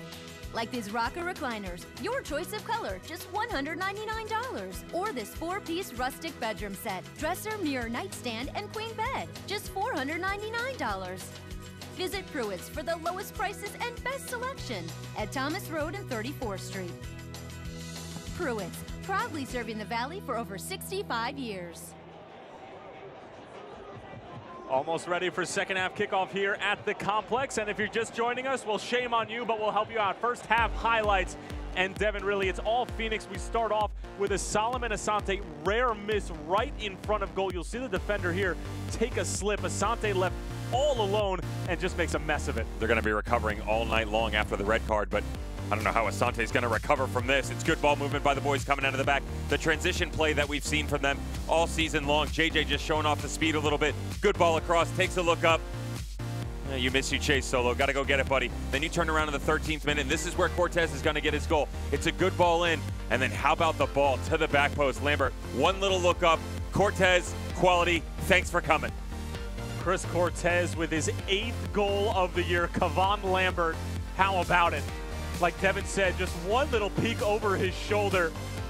No chance for Jules Nielsen to be able to get there, and Andre Rawls just left helpless at the back post. No clean sheet for Mr. Rawls tonight, but then everything changed in the 35th minute. Cody Wakasa bringing down Michael Seaton. Controversial maybe, but Devin, both you and I think that this is a red card. So many things go wrong here for Cody Wakasa as the ball's making its way back. He's chasing, his speed catches up. You said it, Seaton takes a good touch out in front of him to cause the disruption, but Wakasa puts his forearm out a little bit, and again, that angle, the referee had a better look than we did. Red card. They're lucky that it wasn't a PK and it was closer. Well, the ensuing free kick was handled easily by Carl Wazinski. Orange County had a number of opportunities from set pieces to try to get back level with Phoenix, but the Rising have done a great job of holding form in the back. Luigi Mala coming on Gladson Awako's sacrifice so that they can have some defensive balance at the back. Heading into the second half, what's the message from Rick Shantz in the dressing room? Stay the course. You want to continue from what you saw at the end of the first half. And look, he's electing not to make a switch yet. And I don't mind that. That's not bad. You had pretty good chemistry coming into halftime, and that's fine. So out of the dressing room, remember a couple things. One, don't just play kickball. A lot of teams, when they get behind, they want to kick and run, kick and run. You're going to tire yourself out. That's advantage Orange County. Number two, continue to possess in a normal manner. That doesn't mean you have to counterattack, but when you get the ball, you work so hard to get it. Don't expend your energy then chasing it down. And last but not least, number three, you saw Musa coming out of the back. You saw Cortez a couple times. When you get into those 1v2, 1v3 situations, don't be afraid to challenge the back line by yourself. Well, we start out the second half with a Joe Amico foul. Him and Jason Johnson have been going after it for the first 45 minutes, and now we'll get to know each other a little bit better here in the second. Mark Allenton, the head referee, and who issued Cody Wakasa the red card, and Solomon Asante on top of the free kick. And Devin, I have a feeling we're going to be seeing a lot of time wasting early and often from this Phoenix side. And keep in mind, Solomon Asante, after the Cody Wakasa red card, did get a yellow for dissent, as Asante whips in a decent ball, broken up by Alston. And Nina Voltson trying to spark the counterattack the other way. Long ball sent ahead for Ramos Godoy, and Carl Wazinski doing his best Ricardo Ferrigno impression.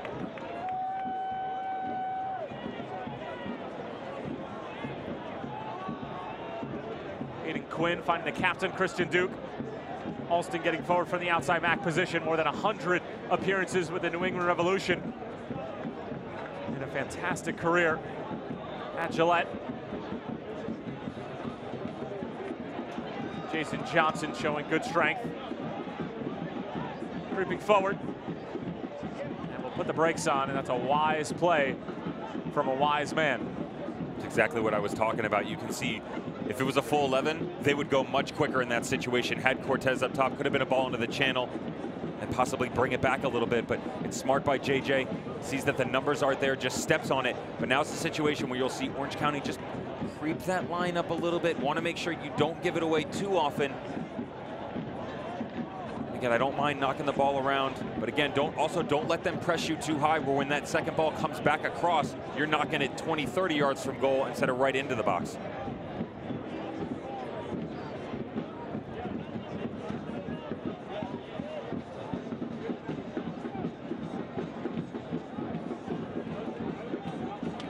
Well done for Mike DeFont, and it gets a golf clap out of Devin Kerr, who's always appreciative of some sexy defending.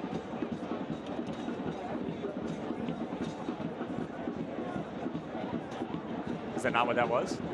Beautiful. I feel like I was staring right at myself. You knew it was coming. I mean, you set it up. I did set it up, as I so often do for you. Thank you. Cortez. Nicely done to get it out wide for Amadou Dia. Clever from Johnson.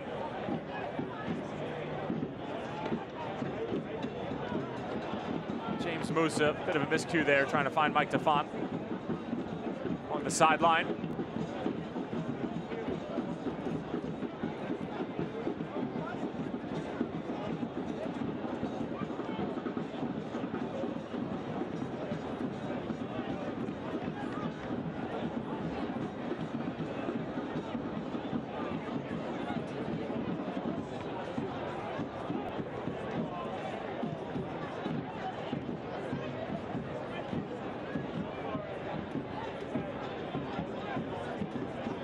Alston.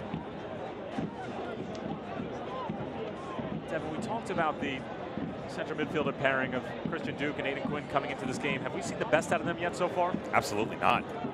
Definitely not. And you have to give credit to the boys defensively for stepping in and locking those guys down. But again, the first 5 minutes of the first half, you really saw things starting to click for Phoenix Rising a little bit. There was a good response, though. Braden Cloutier obviously barked a few orders from the sideline. And you saw Aiden Quinn being more active, getting involved in play. And we've seen him used very sparingly in their efforts so far, both offensively and defensively.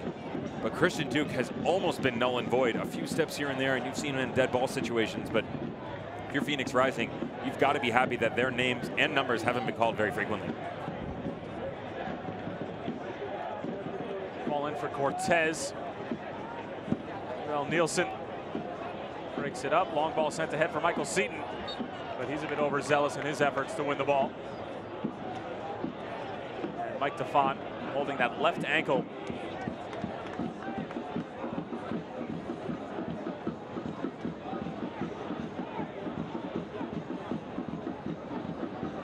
Mike a little frustrated with the challenge on him, and rightfully so. Does a good job getting his body between he and the ball. And Seaton, the runner, just pressing a little bit. You can see a little love tap. Joe Farrell trailing as well, so the boys had it locked down.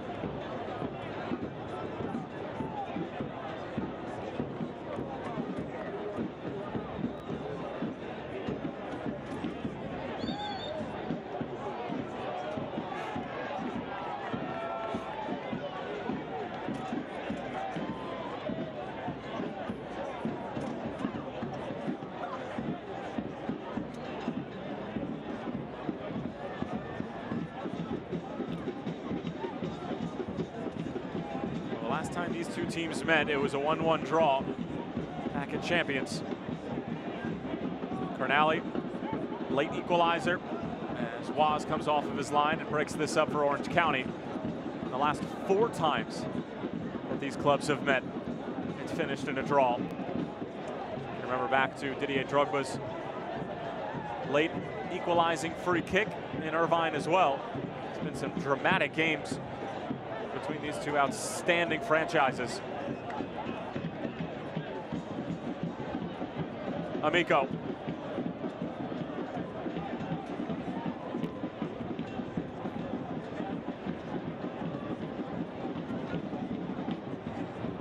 Be a lot of defending for Phoenix. The remaining 40 minutes or so.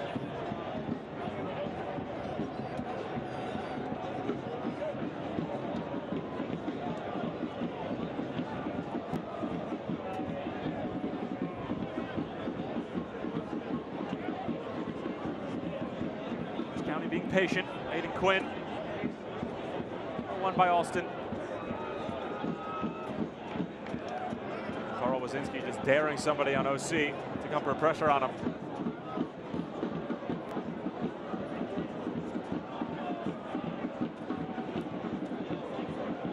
I think Michael Seaton's telling a knock-knock joke. Orange, you going to play that ball down the field so I can have a chance of scoring you? And Waz like, it's going to happen. Knock, knock. Who's there? Broken pencil. Broken pencil who? Ah, what's the point? Wow. You and I got to talk. Seriously. I've cracked myself up over here. You're so proud of yourself on that one.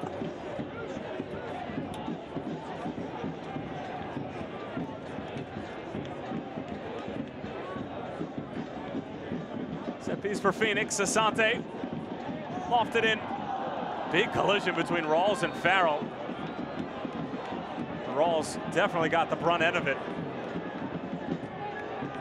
is a foul against Joseph Farrell. The crowd here at the complex already not a fan of Mark Allerton after he sent off Cody Wakasa in the 35th. And Andre Rawls still down. We'll get another look. Big Joe Farrell bringing his talents over from Bob Lilly and the Rochester Rhinos last year, and it's a great acquisition, especially on the offensive side of the ball. We know what he does defensively, but just gets a little bit careless with his challenge there. That's going to leave a mark for Andre Rawls, that entire body. Joe Farrell is every bit of 6'3" and more, and just pure muscle, all of it thrown into the goalkeeper.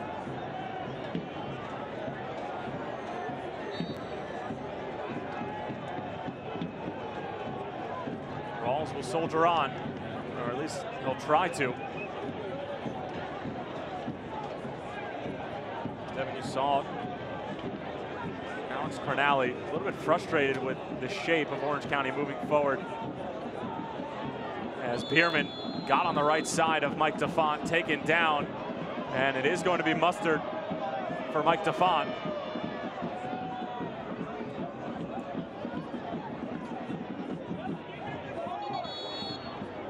Bierman still down. Mark Allerton now officially issues the mustard to DeFont, and he is now on 4 yellow cards. So it goes without saying, if he gets a second one tonight, he obviously misses the next game, but if he is to get one in their next match against Fresno, he'll miss the S2 match. I'd like to personally thank you for the addition on that yellow card analysis. And Mike DeFont just stepping back a little bit, and you can see just caught behind. Bierman got around him. You're welcome.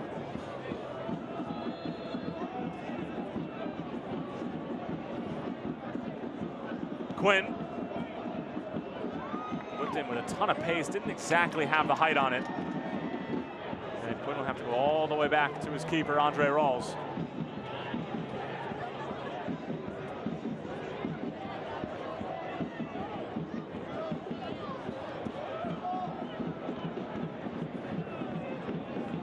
Quinn skipping away from Asante.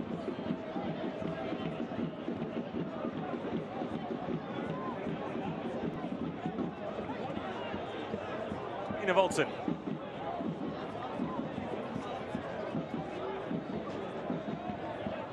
Andre Rawls is still walking a little lame after his collision with Joseph Farrell. You can see him trying to work on that left leg.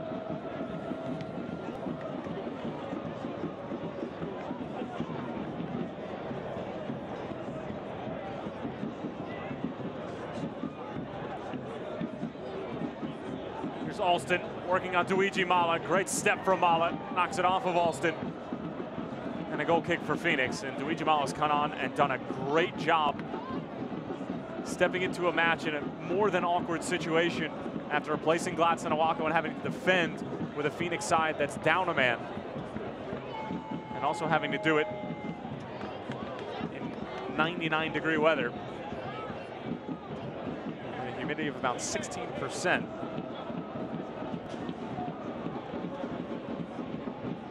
Just another night in Tempe. Scottsdale, I should say. It's a metric that people don't really think about when it comes to this game, and obviously the easy ones are when it's outside and in daylight and it's hot, and okay, we're traveling to Denver or whatever, and you're 10, 15,000 feet, whatever it is, above sea level. You start to hit 8, 9 o'clock at night, and you think of 99 degrees. That's just not something that most people are used to. And it does, it takes a huge toll on your body. Even if you are up a man, you can see defensively the shape of Phoenix Rising is extremely impressive. They have become compact and they're defending very well. At least for the time being. Joseph Farrell, how about that for a sliding challenge? Dispossessing Ramos Godoy. Cortez and Mark Allerton bringing that back. Jason Johnson storming over to the referee, who's basically surrounded by 3 black jerseys now. Chris Cortez letting his feelings be known as well.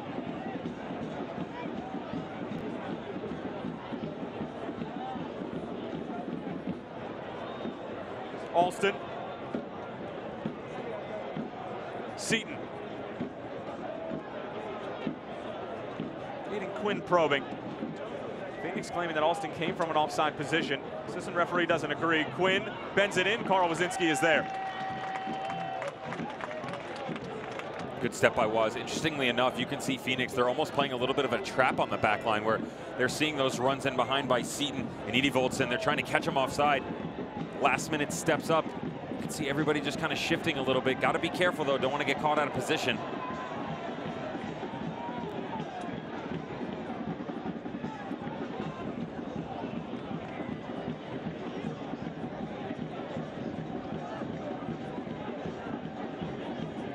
Slow down since Cody Wakasa was sent off in the 35th minute.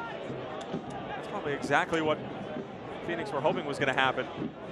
Orange County at times have had a tough time breaking down the Phoenix middle third as well as their defensive third. Still plenty of time left though for the 5th place team in the Western Conference to get on level terms with number 2.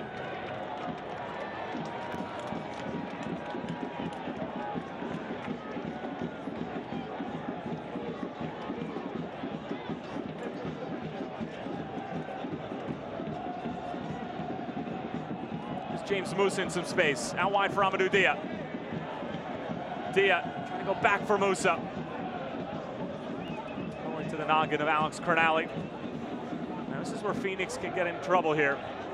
Throwing some numbers forward and then getting exposed on the other end.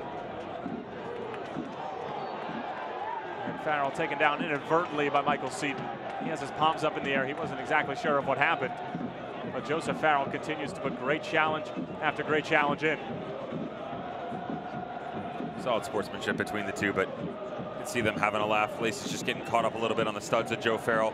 Nice little ball in behind. Joe recognizing the threat almost immediately and just does a good job. You see Seaton tries to take the one touch. Farrell not having any of it.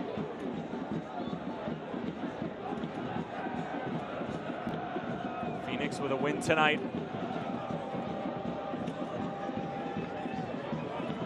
Can leapfrog the Real Monarchs. 38 points, albeit Salt Lake City club.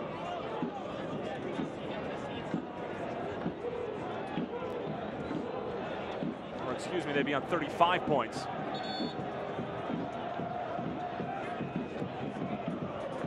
Just 2 points behind Justin Portillo, Michael Chang, and the rest of the Monarch bunch who just continue to impress during the regular season. Albeit we're dispatched in the first round of the playoffs in 2017 by Sacramento in a penalty shootout.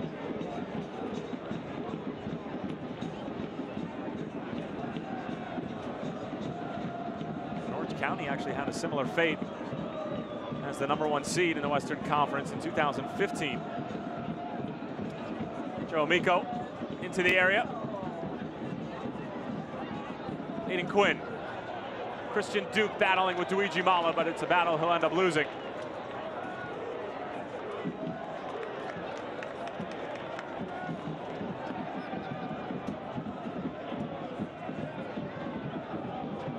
Aiden Quinn through the first defender, but not through Joe Farrell. You can see Orange County starting to feel themselves a little bit more. Getting into the final third. And it's going to be Ramos Godoy making way for Owusu Ansa Kantor, 24-year-old from Kumasi, Ghana. The substitute brought to you by Capriati Sandwich Shop, fanatically delicious subs. Like for a like from Braden Cloutier? Close enough. It definitely wasn't the best shift that you've seen out of Godoy in the past. Braden Cloutier going to be a little bit frustrated with the midfielder. Quiet out on the left-hand side and didn't see the same thing, obviously interchanging, but Bierman a little bit more active. Again, it's for Orange County, it really is the middle of the pitch, and how do they get the ball from Quinn or Duke to Edie Voltson and then up to Seaton, and that's pretty much route one for them the entire time. Not utilizing the wings as often. It's probably somewhere where they're lacking a little bit, but still, Cloutier has the option to go to his bench here, and don't be surprised if you see Shantz change something in the next 10 minutes or so. This is going to start to get some real tired legs with all these boys. Lambert was just trying to bulldoze his way through. Stopped by Alex Cernali and company. 2 subs remaining each for both Phoenix and Orange County. Chris Cortez in the 13th minute. Cody Wakasa sent off in the 35th. Those have been the major storylines.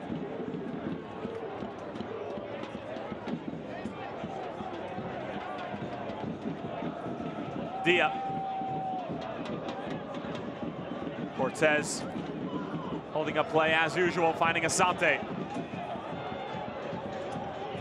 Musa was offside and Rawls will happily claim it. And he still seems to be walking around gingerly, but for Orange County, they probably don't expect Rawls to see all that much action from a Phoenix side who's playing with 10. And they're going to elect to go with their number 1, even if he is not at 100%. Quinn. Lofted over for Alston. Amico. Much quicker from Orange County. Alston off the crossbar, and it's redirected in, but the flag is up. 2 goals that have now been negated from offside. Chris Cortez scored a worldly goal that was nullified, and now it's Michael Seaton who falls into that category. What a strike, though, from Joe Amico, rather Kevin Alston. A lot of tactical things going on for Orange County. We'll talk about that in a second, but it's good ball movement from the visitors. Wads gets a tiny little bit of touch. Michael Seaton, the beneficiary right at the penalty mark, but Lady Luck has smiled upon Phoenix Rising in this situation. The boys have to be very happy.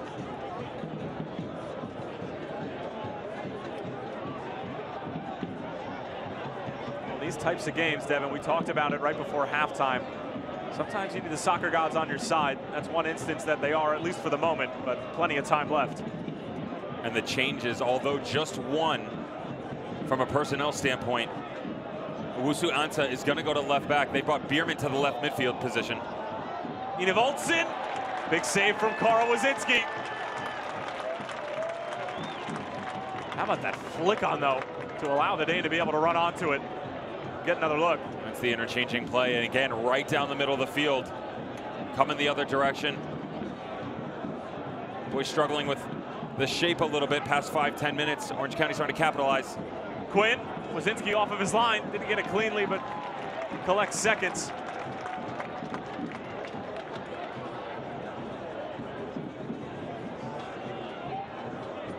Just moments ago, Aiden Quinn, good ball in.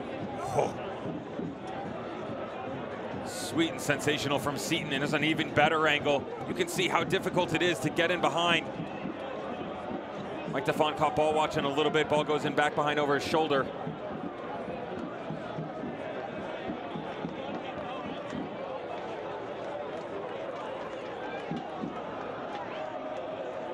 Mike DeFont was down. He'll pop back up.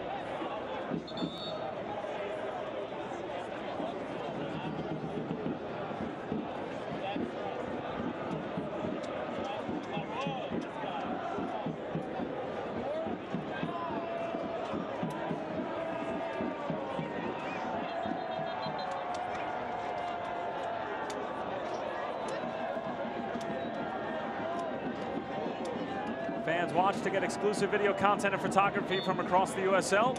Make sure to follow the league's official Instagram account at USL Soccer.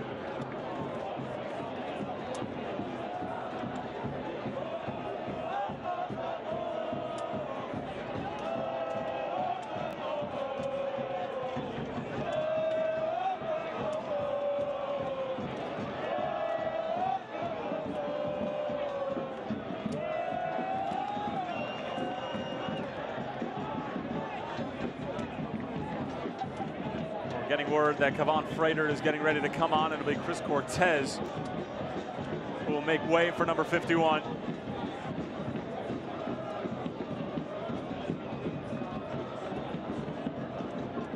Contour, he has made an impact since coming on. Bierman.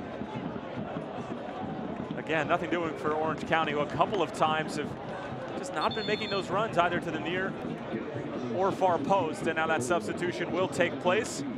And the big man, Chris Cortez, who scored his 8th goal this season, certainly did his part. And we'll get a look as to what exactly Chris Cortez was able to muster up tonight. Again, absolute quality from the number 9 up top tonight. Chris Cortez was just active all night long, disruptive for the defensive unit of Orange County. Obviously the goal comes to mind, but he just brought so many other looks to the squad here this evening. And you and I were talking about what they were going to do in the middle of the field, and I wanted to jump up and say, until the action started to change the other direction, wanted to jump up and say, why not bring Cortez off and throw some offensive firepower up there? Let someone continue to have a run like Kevon Frater or even a Billy Forbes. Enoch Olsen trying to get it through for Michael Seaton. Substitute brought to you by Capriati's Sandwich Shop. Fanatically delicious subs. And now a deep throw-in coming in for Orange County. And Kevon Frater, who has been really busy every time that he's come on over the past few weeks, will get an opportunity to be an irritant along that OCSC back line and perhaps get that insurance goal for Phoenix that'll put this to bed.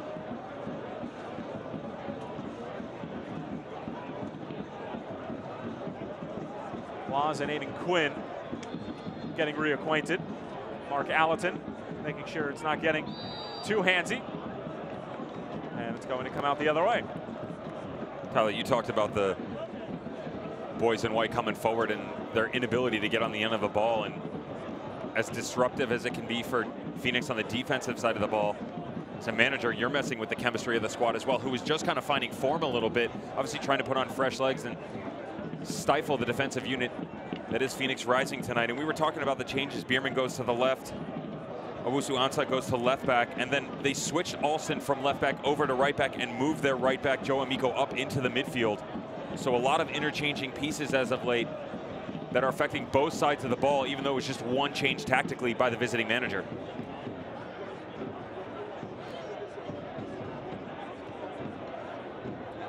Ball was intended for Enoch Olsen. Sent the other way.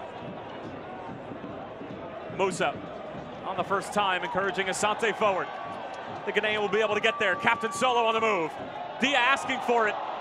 And it was a very slight but critical touch from Kevin Alston that did not allow Amadou Dia to be able to handle that cleanly.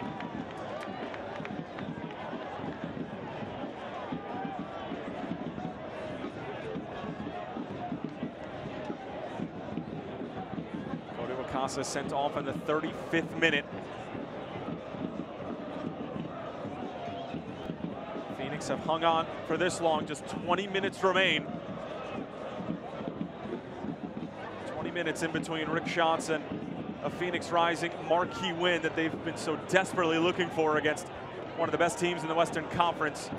Great ball over the top, taken on the first time. There was contact, Wazinski off of his line. It's out of his area, and Amadou Dia will clear it away, but a couple players down for either team. And now Frater is fouled.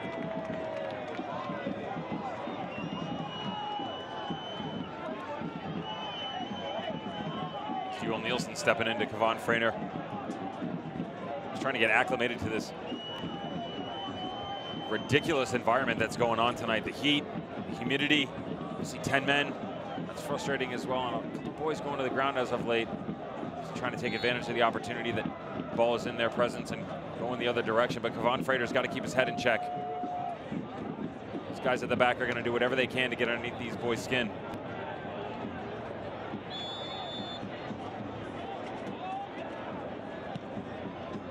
Dia. Level one by Cernali.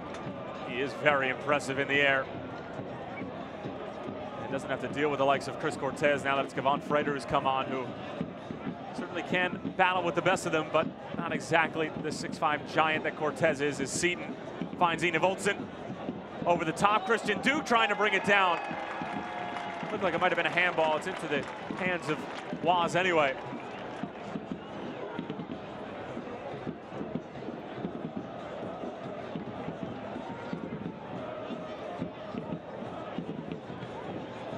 Seaton dropping a little bit deep here. Frustrated that he hasn't really seen too much of the ball. And Enoch Olsen, his distribution is just absolutely impressive. He's got 9 goals this season. And that's no news to anybody. He's also got 4 assists. Meanwhile, Solomon Asante, great ball over the top for Jason Johnson. JJ on the move. Well, he was trying to turn back the clocks to that ridiculously acute angle goal that he scored against Tulsa last year, but didn't quite wrap his foot around it. Now it's Orange County starting to open things up on the other end, and maybe some tired legs on both sides, and that means there's going to be space to play. Aiden Quinn taking advantage of the space. Ina Voltson. Amico. Left off. Ina Voltson with the outside of the foot. Only finding the Telemundo Phoenix stanchion. You've got overlapping runs, interchanging play, guys stepping out of their position roles. Aiden Quinn just moving the ball around nice. Ina Voltson spraying it outside, and I think Phoenix Rising saw that. They thought maybe he was going to have a touch and have a go on his own, and the push outside caused a little confusion. Everybody shifts over and just forgets about the runner that had just let go of the ball. Ina Voltson with a decent opportunity wasted. Well, rarely will you hear that sentence uttered. I mean, both between Solomon Asante and Ina Voltson, there have been some good chances for both of them tonight, and they've both come up empty-handed. Only Chris Cortez can claim that he's gotten on the score sheet. Look alive out there. Just some dangerous seats right there. Here's Aiden Quinn. Alston, Quinn taken down. Referee says play on. Shot blocked in front by Asante. Joel Nielsen desperately looking for an option, and it'll end up being Phoenix ball. Throw in, and Phoenix are just 15 minutes away from pulling out a 65-minute defensive performance with playing with just 10 men. And Phoenix Rising fans, you can win 4 Phoenix Rising tickets just by watching Phoenix Rising on Your View Arizona. All you have to do is listen for the keyword and then enter it on social media, and you could win. Plus, all winners are entered to win the grand prize and all expenses paid trip to watch Phoenix Rising take on Las Vegas Lights FC on October 10th. Tonight's keyword, wild.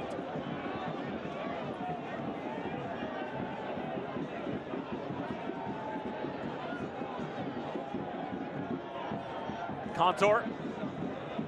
Bierman. No pun intended on Dollar Beer Night. Contour again.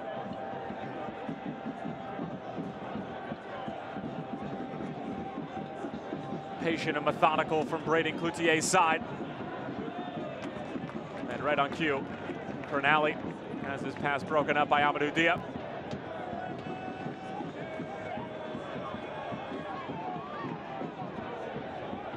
Orange County going to turn to another substitute to try to unlock this Phoenix defense, which is now well over 400 minutes of clean sheet soccer to their name.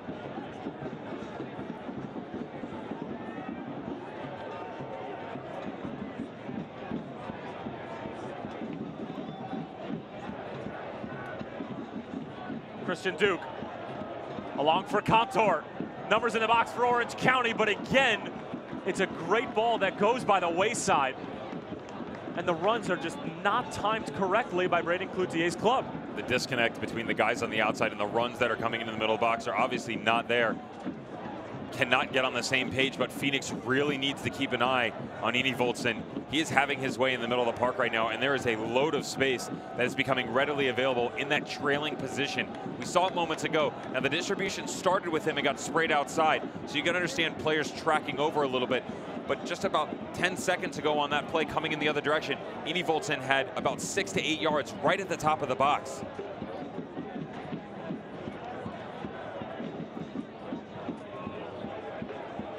Voltson tied with Carlton Belmar for the league lead in goals scored. Looking for another one. Here he is, free in the box, and Amadou Dia was a bit late. Seaton clipped Kavan Lambert.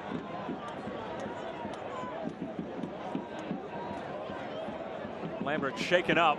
Carl Wazinski claiming that there may be a card involved. And it is going to be Josh Heufeld coming on for Orange County.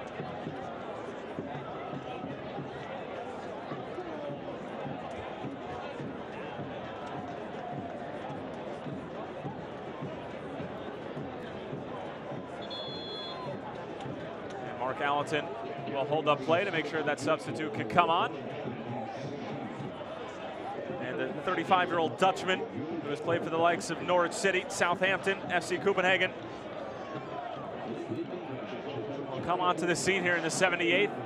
Mats Bierman will make way for him, and the substitute brought to you by Capriati's Sandwich Shop, fanatically delicious subs. This is a very interesting change by Cloutier's.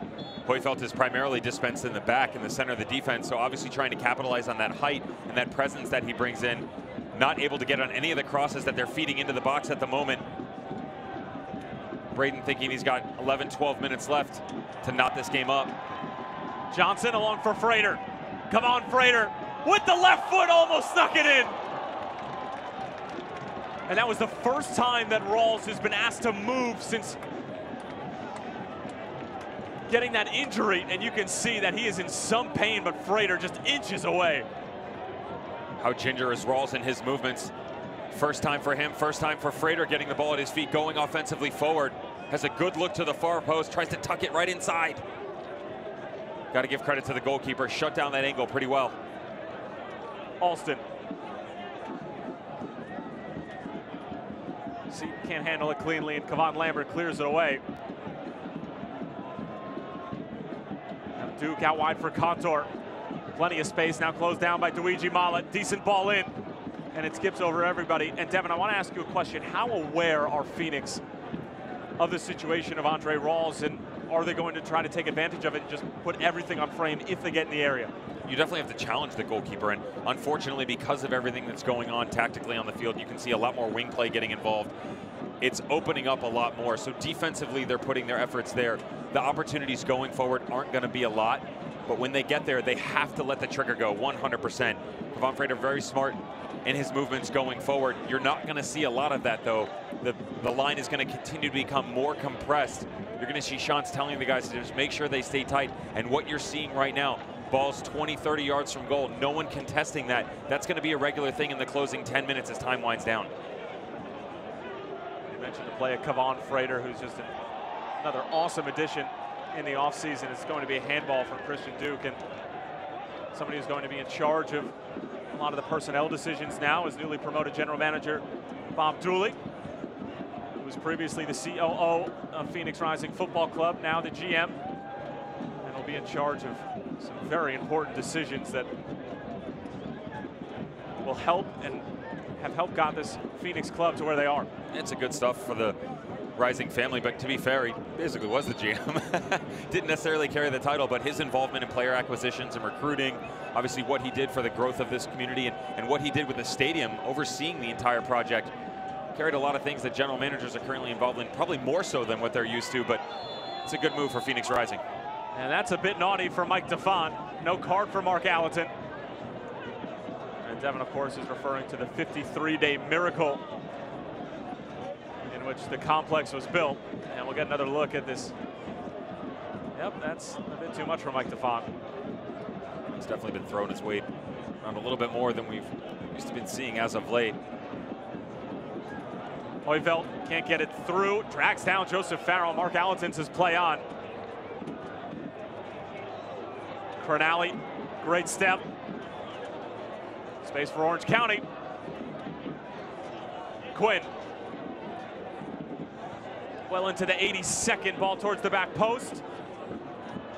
And Joe Amico.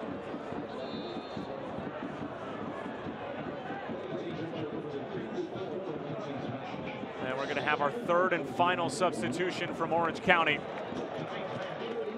And it's going to be none other than Nicolas Sornomas, 22-year-old Argentinian on loan from MLS expansion side Los Angeles FC, acquired back on April 24th, coming onto the scene here in the 82nd. The substitute brought to you by Capriati's Sandwich Shop, fanatically delicious subs. He's just going to slide right in to the middle next to Aiden Quinn. Duke very quiet here this evening. Good stuff by Phoenix Rising, but still got a couple minutes left in this contest. Christian Duke exiting. Aiden Quinn, now the captain.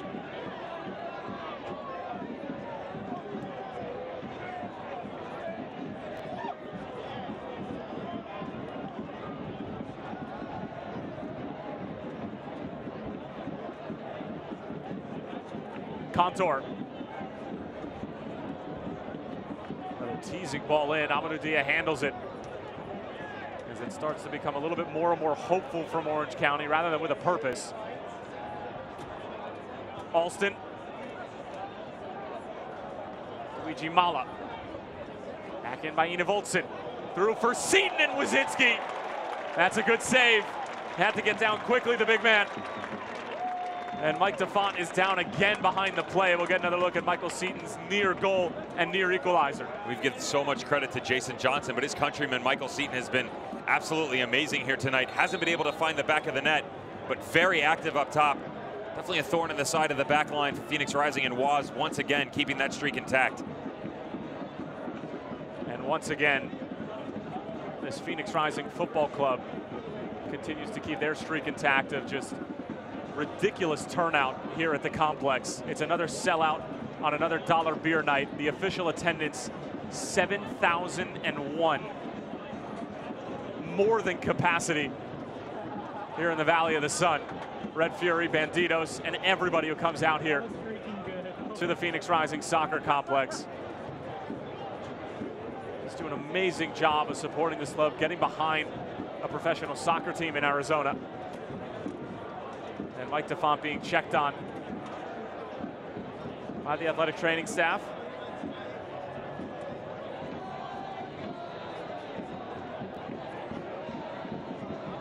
There's definitely going to be some sore boys after this game, and that was an interesting topic of conversation with Chris Johnson. I said, you know, what was something that maybe you weren't accustomed to that you got involved in a lot more in the Patrice Carteron system? And he said, you know, it was more the recovery aspect of things, that he was really interested in how Patrice focused so much on that. And the team has implemented that, and obviously thanks to the community and their organization in general, but they've gotten involved in cryotherapy. Obviously meal plans is a huge thing, but people don't understand it's not just the 90 minutes and the practice time that's in front of you. This is a full-time job, day in and day out. Obviously Mike DeFont going to have a little bit extra therapy this week, but as soon as that whistle stops, the job is not over. You are back to work in many a different area. You can't forget about the Dan Size and Dairy chocolate milk as well. It looks like Mike DeFont will need at least 2 or 3 glasses. They come in those adorable little jars. Cups of milk? Cup of milk? Cup of milk? Cup of milk. Is it like glass of milk? Sure.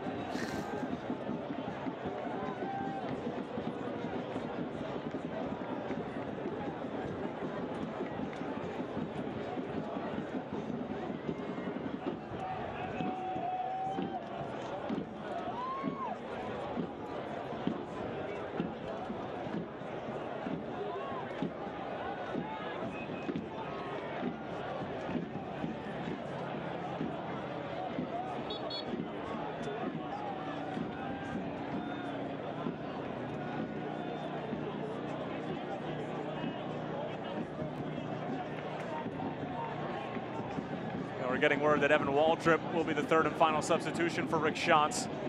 Kevon Frater with some theatrics, and buying those theatrics is Mark Allerton. Kevin Alston, hands on the hips, not exactly sure as to what the call is. It looked like Frater had, I guess you could call it the right of way, and Alston wouldn't give it to him. That aforementioned substitution is now going to take place. Solomon Asante, the captain, will now hand those duties over to Amadou Dia. And it'll be Evan Waldrop coming on for the Ghanaian. The Grand Canyon University product will enter in the 87th minute, and Solomon Asante comes off to, as always, a great round of applause. I think to say he's a fan favorite here is an understatement. And the substitute brought to you by Capriati's Sandwich Shop. Fanatically delicious subs. There's not a single word that you can use to describe Solomon Asante and the efforts that he puts in and night out. Amazing comes to mind, but there are so many more. That would not have counted, as it looked like Mark Allerton hadn't blown the whistle to resume play. Amadou Dia, a bit over anxious. Maybe JJ just got the bad one out. The good one is coming up now. Frater almost got around Alston. To the 88th minute. Phoenix are knocking on the door of a really sound result. Farrell Got caught. Hoyveld over for Ina Voltson, goes for the chip, and Waz would not be fooled. That was dangerous from Joseph Farrell. PA native really caught himself in some murky waters there. They give it away again. Luigi Mala doing his best to not surrender the corner, and he does well.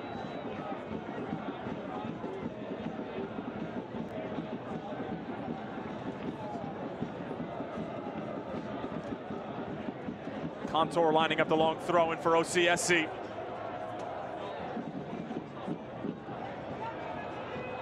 Waz, free ball in the middle of the box. Seaton's header goes wide.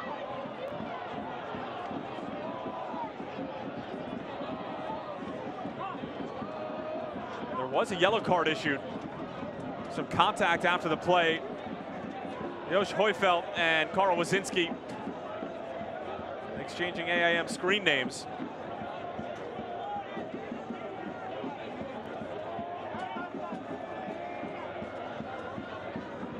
You're ridiculous. The Wizard of Waz. Stop. The man behind the clean sheet. And it's Waz who's issued mustard. Was not happy with the challenge as he stepped up into the space. But you track back a few seconds to Joey Farrell on the ball that comes across. When he turns the corner right there and turns around, he actually has an opportunity to go back. That's got to be communication. Obviously, fatigue is drastically coming into play. These guys going well over 45 minutes, closer to the 60-65 minute mark at just 10 men. And that's got to be better communication top to bottom. Obviously the camaraderie is there and the chemistry is always there all night long, but down these stretches, this is when you have to go that extra effort, talk a little bit more. Well, as history has shown,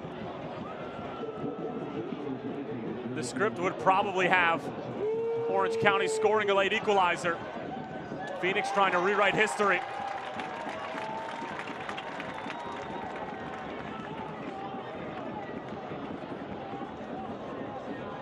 Four straight draws between these clubs, as we'll have 5 minutes of stoppage time here at the complex. Contour, long throw in. That's snow coming down on it, and it's going to go out the other way.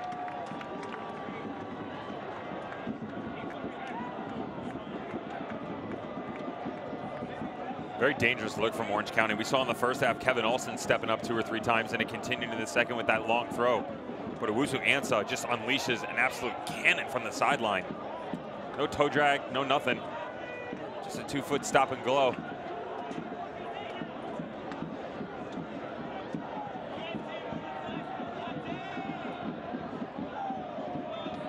Freighter does well to hold it up. Dispossessed though. Waldrip providing pressure. Aiden Quinn says thank you very much. Waldrip gets it back and dumps it towards the corner.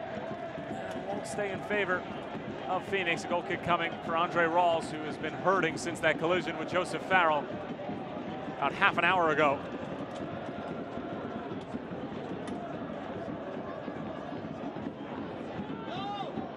Voltson into the box. Wazinski, a diving stop.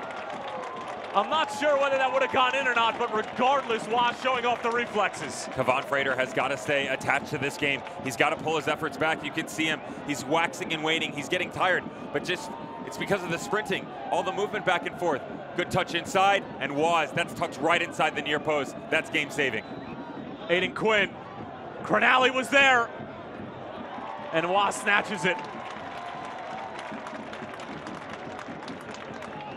Well, it's getting to be that time where any moment could be the decisive moment, the difference between a point or 3 points.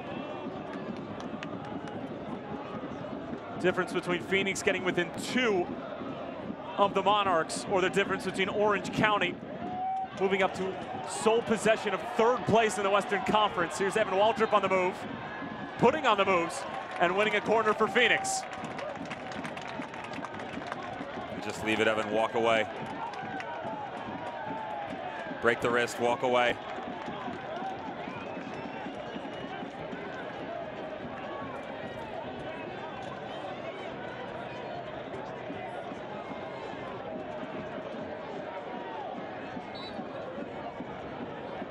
I put my money on that this is not going to be sent into the box.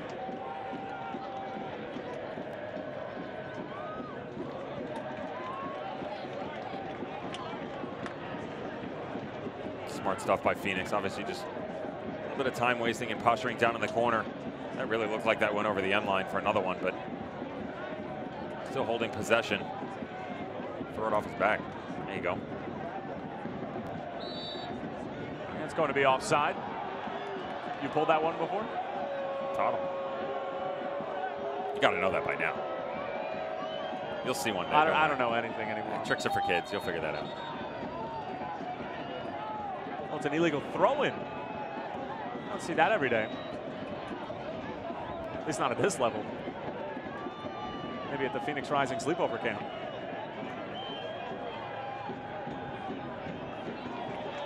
Waldrop. He's going to have a go! Evan Waldrop still in search of his first professional goal. That would have been one way to get it. Evan was a little bit excited. If he takes this a little bit earlier, he's got an opportunity to pick out that far post. Rawls was way out of position. We are well into the 95th minute. Phoenix are on the doorstep. 5 unbeaten, 4 clean sheets in a row. Could it potentially be number 6 and number 5 respectively in those categories? Freighter taken down, and that might very well do it.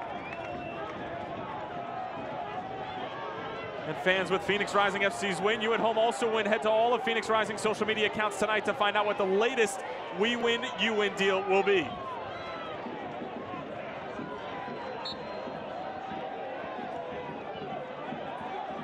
Freighter in behind for Waldrop. Evan Waldrop slides it across. JJ! Rawls got a touch. Wow. But that's going to do it. Phoenix Rising Football Club hold on for a dazzling 3 points. Despite Wakasa being sent off in the 35th, Chris Cortez's goal in the 13th proves to be enough.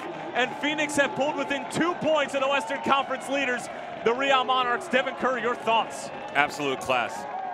Character, composure. You can use all this season, say anything you want, but this is a signature win for this squad. Exactly what you wanted to see. Under terrible circumstances, dealing with the 10-man situation. But Rick Shantz gets a phenomenal win in his young and prosperous coaching career. Nothing but the best for the boys in black tonight. Make it 5 straight clean sheets. 450 minutes of goalless soccer for this Phoenix team. 6 straight unbeaten. The Red Fury are having a day. Phoenix finish this off 1-0. We'll be back in a moment with post-game.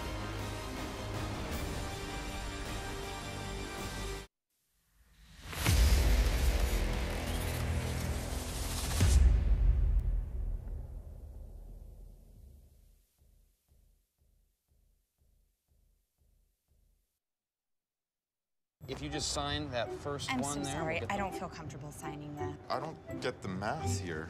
Was this the same car we talked about? What's this dealer preparation fee? I'm so sorry. This just is not. What we talked about.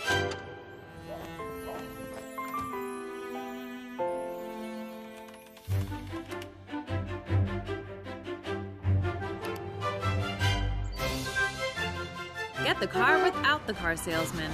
Carvana, the new way to buy a car.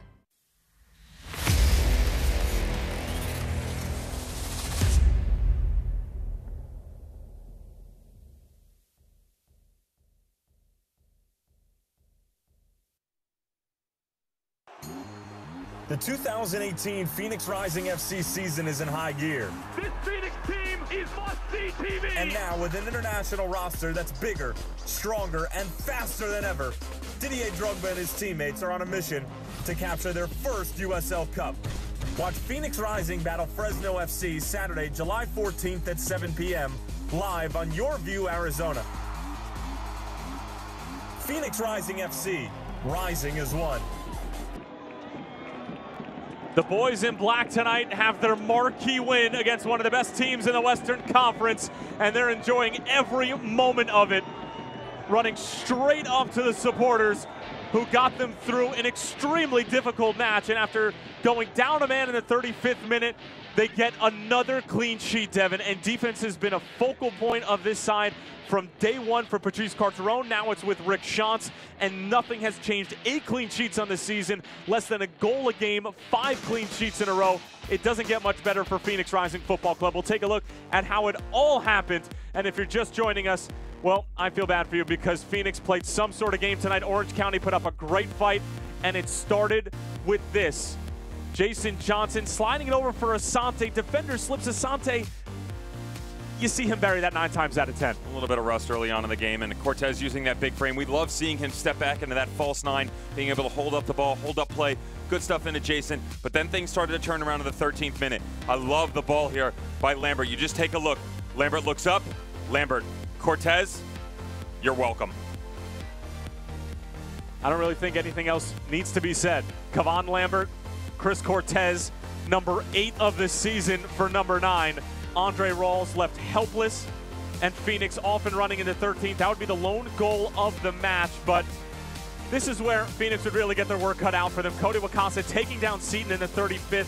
There's been some controversy, but for you and me, this is a red card. It's a difficult decision for some people, but the first look, it was hard, maybe a little bit argumentative, but when you take a look back, Adoy's trailing, couldn't see from our angle, and then you come back around, and obviously in that situation, gets the forearm into it. But look, you go into the second half, it's a good response from the boys in black. 65th minute, gonna rock it off the post, and then the rebound comes to Seaton in the offside position. Talked about Lady Luck, saw that a few times in the second half. Nonetheless, another phenomenal performance by Waz. Good response, though, from Phoenix. I said you don't want to back off. You can't just park the bus for another 45 minutes. Kevon Frater comes out as a substitute, tries to pick out the far post. It was a pretty good showing from Andre Rawls, but is able to cut down nonetheless at the end of the challenge. Kevon Frater with a good showing coming off of the bench and providing that speed. This was a decent opportunity. You seem to think that this was going in. I beg to differ. Boy, I'm here and you're there, and that's fine. And we get paid for our opinions, and that's okay. But look, regardless of what you think and what I think, we both agree this is a fantastic finish by the guys under extreme circumstances. And here are the full-time stats. Phoenix obviously decimated in the possession department, but that's what's going to happen when you go down a man. They handled it extremely well. They negated one of the best scoring teams in the United Soccer League. If you're Rick Shantz, it's all smiles heading into the dressing room. Have to be super happy, and it goes back to a conversation that really resonates with me, and we asked him about the change in formation. Why'd you do this? Why'd you do that? And he said, we want them to be prepared for anything. Make no mistake about it. They've worked on this in training. They've understood that there's going to be times where things aren't going to go your direction. What is our response going to be?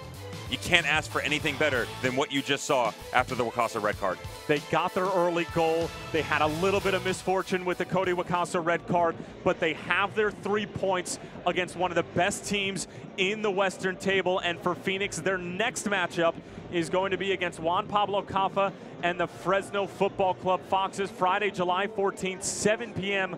Mountain Standard Time. You're not going to want to miss it, folks. You can catch that game on Your View Arizona as well on Fox Sports 9:10 a.m. and elsewhere you can catch it on ESPN Plus outside of the Phoenix area. Another dollar beer night. Well, it wasn't a goal-scoring bonanza. Phoenix got the early one in the 13th, but they hung on for the next 65 minutes down a man after Cody Wakasa was sent off, and Phoenix Rising are now unbeaten in their last 6. 5 straight clean sheets. Orange County drop a heartbreaking loss on the road to one of the best teams in the Western Conference. For our entire crew and my broadcast partner, Devin Kerr, I'm Tyler Terrence saying so long for now. Final score, Phoenix 1, Orange County 0. This copyrighted telecast of the United Soccer League may not be retransmitted, rebroadcast, or reproduced without the express written consent of the United Soccer League.